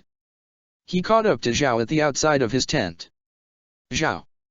Zhao's shoulders tensed as he turned to regard Aang. "What is it you want, little boy?" "I've figured you out," Aang said, gripping his staff tight. "You've been disgraced. Dishonored. You fled from battle like a coward and got shot in the back, and now you want Zuko and Azula so you can restore yourself to glory in your superior's eyes. He couldn't bring himself to say Ozay's name. Not yet. You want me? The Avatar. I really am just a prize to you. Zhao's face twisted. You watch your mouth. You have no idea what you're talking about. I don't. Aang spread his arms. All you care about is yourself and your status. He heard footsteps padding in the grass behind him. Azula caught up first and gripped Aang's shoulder. Aang. What is the meaning of this? Zhao's a coward, Aang said with vehemence, enjoying the way Zhao flinched at the word. He was shot in the back after trying to run away. Zuko's eyes widened. What? Aang, that's a serious accusation. I was shot in the back, Zhao said. His voice had turned cold. But not because I tried to run. He inclined his head toward Azula and Zuko. Your father had fallen off of his Komodo rhino during a battle with Water Tribe warriors and lost consciousness. Their archers lined up and I did the first thing that came to mind, I shielded his body with my own. Miraculously, most of the arrows grazed me and only one hit. He squared his shoulders and drew himself to his full height. So don't you dare call me a coward, Avatar. Aang felt a pain in his chest when his heart dropped. No way, that's a lie. You made it up to make yourself look good, like all your other stories. But even he knew he didn't sound convincing. I don't know, Aang. Ty Lee said, biting her fingers. You've been horrible to Zhao ever since we got here, said Azula, her fist clenched. We've known him our whole lives. Honestly, I don't care whether or not he's lying. You may not like him, you don't have to, but this is the first news we've gotten about our father and his soldiers ever since they left our village. Aang looked to Zuko, who only frowned and shook his head and said nothing. Why are you defending him? Look at the way he treated us all, especially Zuko. Azula slapped him in the face. It was hard enough for his face to sting, for him to feel her long nails scratch his cheek. Enough, Aang. He saw her again, the same Azula that had killed everyone close to him. And it was as if he was seeing her for the first time. We've known Zhao a lot longer than we've known you, Zuko said, his voice hard. I think you keep forgetting that. But I've known you a lot longer than you think, he wanted to say, but the words wouldn't come. We're going with Zhao, Azula said finally. She didn't look Aang in the eyes as she said it. We're going to meet with our father again. So you should leave. Aang's shoulders fell. After everything, he allowed the same thing to happen. He messed up. Pushed his two friends away with his own selfishness. But the anger at Zhao remained, like it was lodged in his throat, so he couldn't say anything else. Anger at Zhao, anger at worse evils. Ty Lee, are you coming? Zuko asked. Or are you going with Aang? Ty Lee lowered her eyes and wrung her fingers. Aang's going to the Golden City. And, well, I have to go, too. Zuko closed his eyes for a moment before he went back into Zhao's tent. Fine, then, he said, before disappearing into its folds. Azula followed him and without a word of farewell. Angry, consuming flames blasted from Aang's fists with each pump of his arms. Arcs flew from every kick. Sweat gathered on his brow, causing his hair to stick to his head. The White Lotus headband had been discarded. The night wore on, but Aang's anger never diminished. Ty Lee was a wreck. She huddled close to the fire, arms wrapped around her knees. Somehow, she got the notion into her head that everything was her fault, that this would have never happened if she joined the Avatar's group. She was the one who brought them to the Enclave, after all. Aang's energy was finally spent, and darkness surrounded him once he extinguished his flames. The two had left the Enclave grounds right after the confrontation with Zhao, and now they camped on the island's beach. The waves washed up against the shore, but Ty Lee and the fire were just out of their range. Aang sat down next to her with his legs crossed, sighing. His staff lay next to the fire, his headband wrapped around it. Appa was close enough to the fire to feel its heat, and Sabi was wrapped around Ty Lee's head, cooing softly to her. Why were you so angry? Ty Lee suddenly asked him, not taking her eyes off of the fire. Her fingers drew pictures in the sand. I never thought you could become like that. You wouldn't understand. No one would, he said. Why won't you let them? She asked. Aang didn't answer for a few moments. What does it matter? They left of their own choice. I don't care anymore, he finally said. I think you do, she replied quietly. Aang's thoughts brought him back to a similar moment with Sokka and Katara. They left him, too, but it wasn't nearly as bad as this was. Would Zuko and Azula ever come back? But this time, he had Ty Lee. He wasn't alone. Ty Lee chose to stay. He felt a surge of affection for her. He was really thankful. They care about you. I know they do, Ty Lee said. They're loyal. I don't think they'd ever abandon you. She was so naive, so optimistic. It was just the way he used to be. I'm glad you're my friend, Ty Lee. I'm happy that you're here with me, at least. She smiled. Me too, Aang. Over an hour later, Azula found herself glancing down at her palm. She could have sworn it still tingled from when she slapped Aang. You two made the right choice, Zhao said, disconcerted by Azula and Zuko's glum demeanors. You're going to reunite with your family again. Only danger awaited you down the Avatar's path. He doesn't deserve you to. You got that right, Azula agreed. I thought I understood him perfectly. Well, you miscalculated, Zuko said with a shrug. That's all there is to it. He did have a lot of secrets he hid from us, Azula said. See? He isn't trustworthy, Zhao butted in. You two need to be surrounded by people you trust. He tensed when a loud noise hammered somewhere outside, frequent and almost rhythmic, getting louder and louder like it was coming toward them. It sounded like something metal. Both Azula and Zuko stood to go outside and face whatever it was, but Zhao held out his arm and blocked the tent's entrance, waiting. The sound stopped. A metal claw suddenly ripped through the tent's fabric, cutting a swathe and revealing a bald, bearded man to them with a strange tattoo on his head. Zhao, Zuko, and Azula jumped backwards, picking up their weapons and taking fighting stances. With a few quick swipes of his arm, the metal man tore away the tent, making its posts clatter to the ground and exposing them all to the night. Prince Sokka revealed himself behind the strange metal-limbed man, ducking underneath the giant man's outstretched arm and looking around. Where is he? Why isn't the Avatar with you? Sokka asked. You missed him. He's long gone, said Zuko, tightening his grip on his broadswords. You know where he is? Tell me. Sokka demanded. We left him hours ago, said Azula, her eyes narrowed. Leave us. Sokka gestured to the metal man, who stepped up to Azula and grabbed her by the arm. His grip was unbearably tight and cold in his iron hand. Azula couldn't wrench herself free. I'm not afraid of you, she said fiercely. The man said nothing.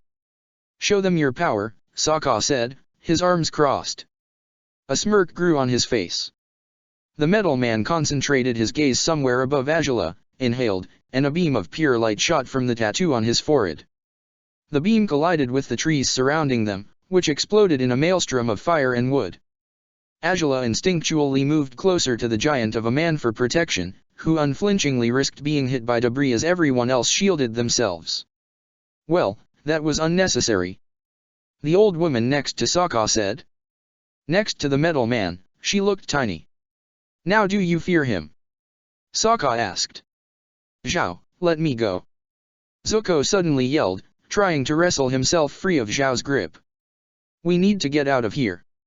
That man is too strong for us to handle. I'm not leaving my sister. That's cute, the Water Prince said with a dark grin. With a yell, Zhao unsheathed his own straight, long sword and ran at Sokka, holding his weapon behind him as he prepared to swing. Sokka brought up his machete to block the attack. That was foolish, Sokka said to him through grit teeth as their weapons were locked. Oh dear. Kunna mumbled to herself. The combustion man did nothing except continue to hold Azula. Zhao broke free of the locked weapons first, bringing his sword around to swing again and again, grunting with each strike against Sokka's machete. He was unleashing all of his fury in uncontrolled attacks.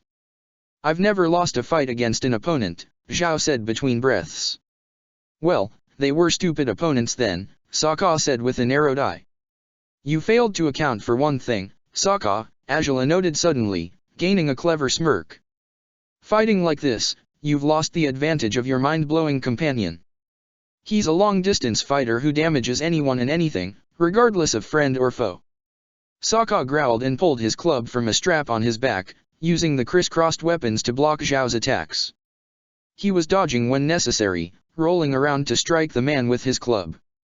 One hit was all it took. Zhao took a strike to the gut and doubled over. Zuko, whose swords were already unsheathed, moved to help Zhao before Sokka could deal a finishing blow, but they were interrupted by the voice of someone they didn't expect. Sokka, don't do it. Aang had come. A moment later, a pink blur took advantage of the distraction and hopped from the trees, striking the combustion man's arm in an attempt to release Azula. The man lost control of his arm, but the metal hand was still clamped around her. Oops, Ty Lee said. The man's flesh hand backhanded her and sent the girl flying into one of the undestroyed trees. Ty Lee! Zuko shouted, leaving the issue of Sokka to Aang. He rushed to the girl and lifted her upper body into his hands. She barely clung onto consciousness, her gaze bleary as she tried to blink away the pain. Ty Lee, talk to me. Are you alright? Ow, that hurt. She moaned, rubbing her back and her head. She kept alternating between the two apparently, she couldn't decide what to nurse at the moment. She was dazed, but otherwise fine. Do you know how to stop that man from using his mind explosions? He asked her quickly. What? One of said explosions erupted just above them, not aimed directly at them for fear of the combustion man killing himself, but far enough from the two to cause potential damage. Zuko flung himself protectively over Ty Lee, shielding her body from further harm. Shards of wood landed on him. Azula frequently tried to wrench herself free of the man's stony grip, but he didn't relent. She stopped struggling for a moment, finally deciding to resort to permanently hurting the man. She narrowed her eyes as a fireball came to life in her palm. She was ready to hurl it at his face, but he disrupted her concentration and flung her away, causing her to roll across the ground. Her wavy hair flowed across her back, matted with dirt. She pushed herself off of the ground and took a fighting stance, her amber gaze locked on the man in front of her. Sokka stood in front of Aang, ready to defeat Zhao, but was interrupted when Aang inhaled deeply. Sokka expected a rush of air, but before Aang unleashed it, he held his finger up in front of his mouth and streamed fire from it, letting the air carry it to make it grow. The massive amount of fire collided with the ground and swept heat over them all, but Sokka avoided the attack. Aang was pleasantly surprised with the result of the attack he had just invented, using the combination of his air and fire bending. Since, for some reason, he couldn't remember how to breathe fire, he had to do the fire bending with his hands. Sokka didn't jump far enough away from Zhao. Aang jumped towards him and hurled his staff, letting the wind spin around it to throw Sokka further away from the other man. Aang's staff faithfully came back to him and his ploy worked. Zhao stood. I'm willing to fight on your side against a common enemy, Aang said through grit teeth. Do not think of this as a hand of friendship.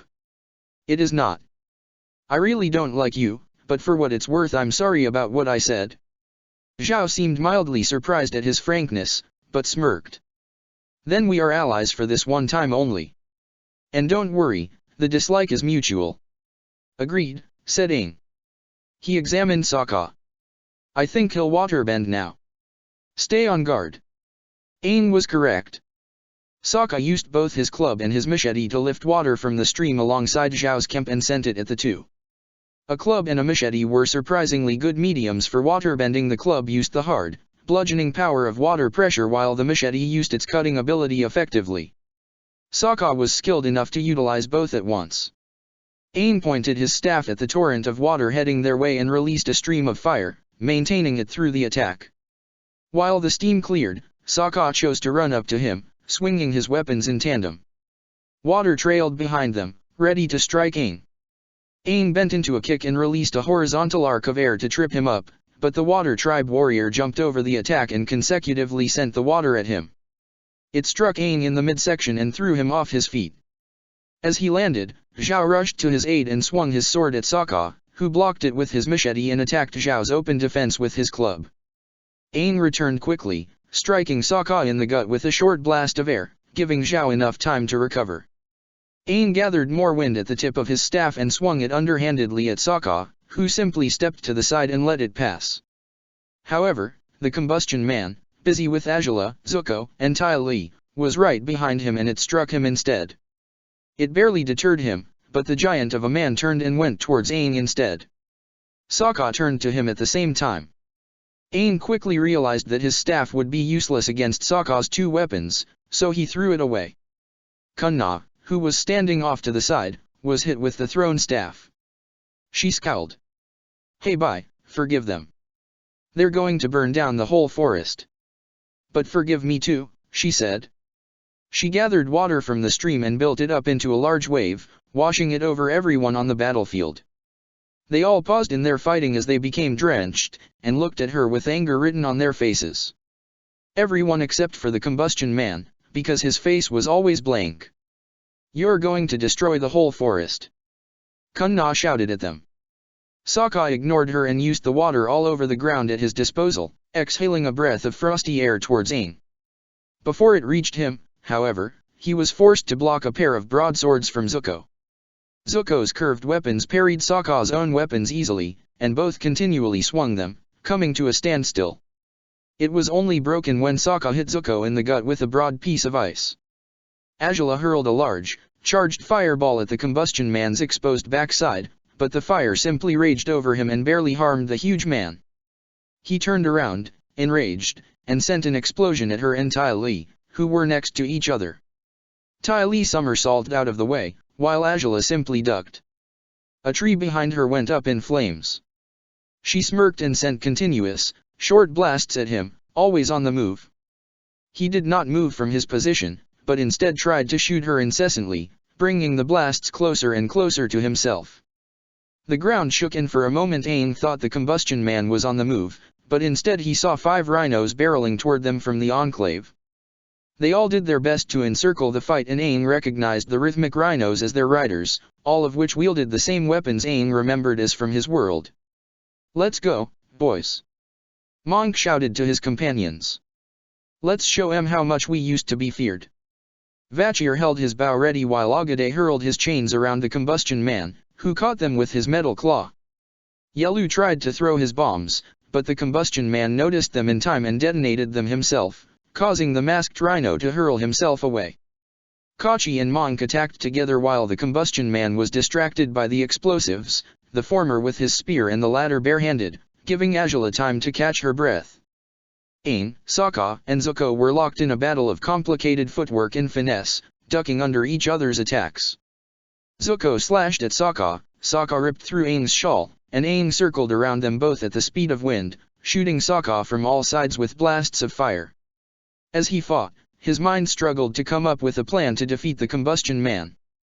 Back in his own world, he and his friends were barely able to even touch him and now, their numbers were reduced and nobody was a master bender. Aang kept the assassin's only weakness in mind, but they didn't have any bludgeoning weapons or an earthbender. He was getting annoyed with the increased uselessness of his own bending. And then Aang's eyes locked on Sokka's club. Quick as lightning, the airbender's hand shot out at Sokka's left wrist, which was holding the Water Tribe club. Zuko took the chance and tried to restrain Sokka, wrapping his arms around the waterbender's torso and held him in a lock, pushing his arms up into the air. Aang wrenched the club out of Sokka's hands, and then went to help Azula. Zuko managed to get Sokka's machete out of his hands, but the waterbender freed himself. Since Zuko was now weaponless, he tackled the other boy and they both tumbled to the ground in a heap, kicking, punching, and slamming each other into the mud. Sokka kicked Zuko off of him and rolled around onto the swordsman's back, his hands on the back of his head as he forced the other boy's face into the mud. Zuko struggled to be free, but Sokka held him there, waiting for him to fall unconscious from the lack of air. Zuko's struggling became weaker and weaker, but more frantic as he panicked. And then a flying knee struck Sokka in the ribs and threw him off of Zuko. Ty Lee skillfully landed on her feet and moved to help Zuko, who was completely covered in mud. Sokka used waterbending to get the mud off of his own clothes and held his fists up to Ty Lee, ready to fight. Zuko was still dazed and gulped in lungfuls of air. Ty Lee regarded Sokka with disdain. "Oh, Ulysse. You won't be able to do a thing against me hand to hand. She performed a round off to near the waterbender and sprung into the air, landing at Sokka's side and punching him with her fingers.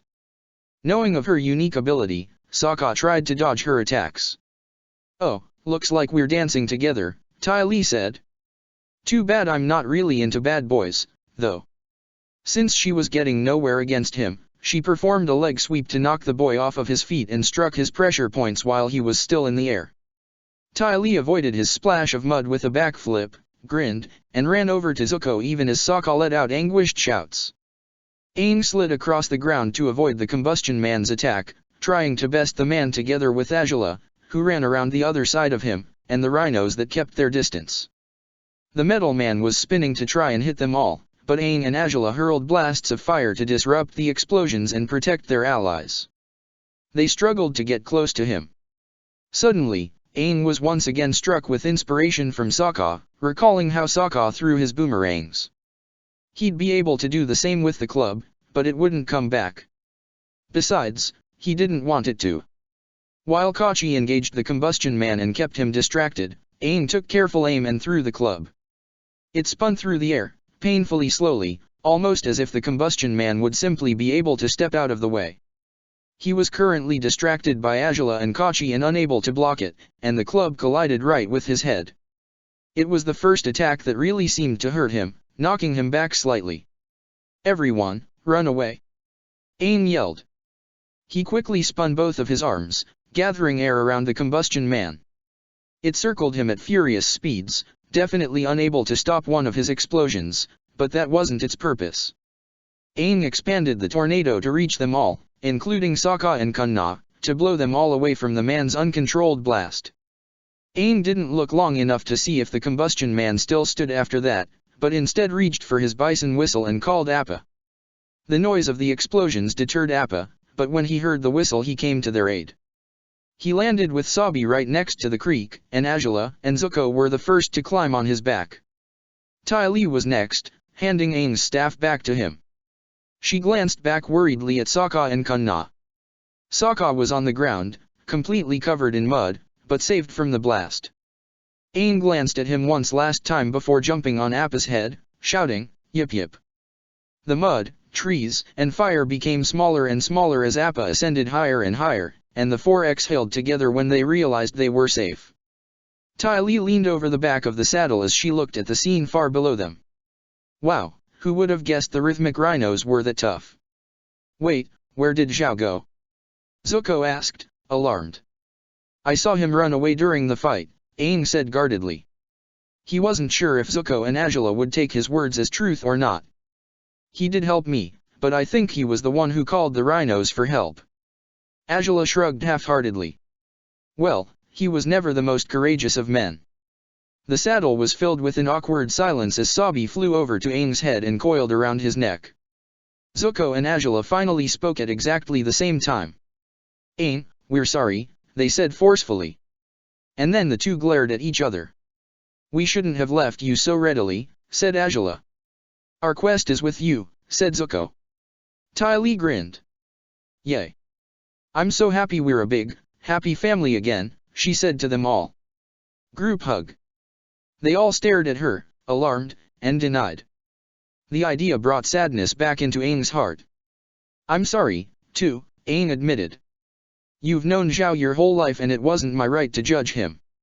He was kind of a jerk, but it wouldn't have been so bad if I wasn't a jerk to begin with, myself.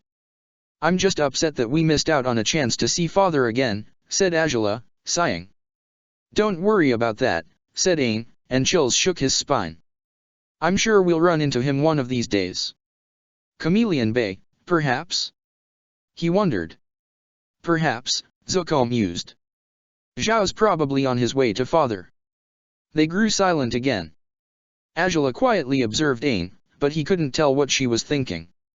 Ty Lee broke the silence by groaning and slapping her forehead. Oh, no. We're not going to be able to finish our singing lessons. Azula, we can totally keep practicing, so don't worry. No, said Azula, cutting her off. I think that was enough singing. I myself have come to accept that I truly can't be perfect at every single little thing I try. I was a little annoyed when he called me average at best, but that is far better than completely tone deaf, so I'll take it. It's a useless skill, all things considered, and I don't have the desire to truly keep practicing it. She really can't handle criticism, Zuko whispered to Ty Lee as Azula continued, unabated. Ty Lee laughed. She'll rationalize her way around it for hours. It's honestly pretty impressive. Aang let her continue on and he smiled to himself as he crawled toward the reins. He liked Azula's singing, but this was more like her. Check the description for the links to the author.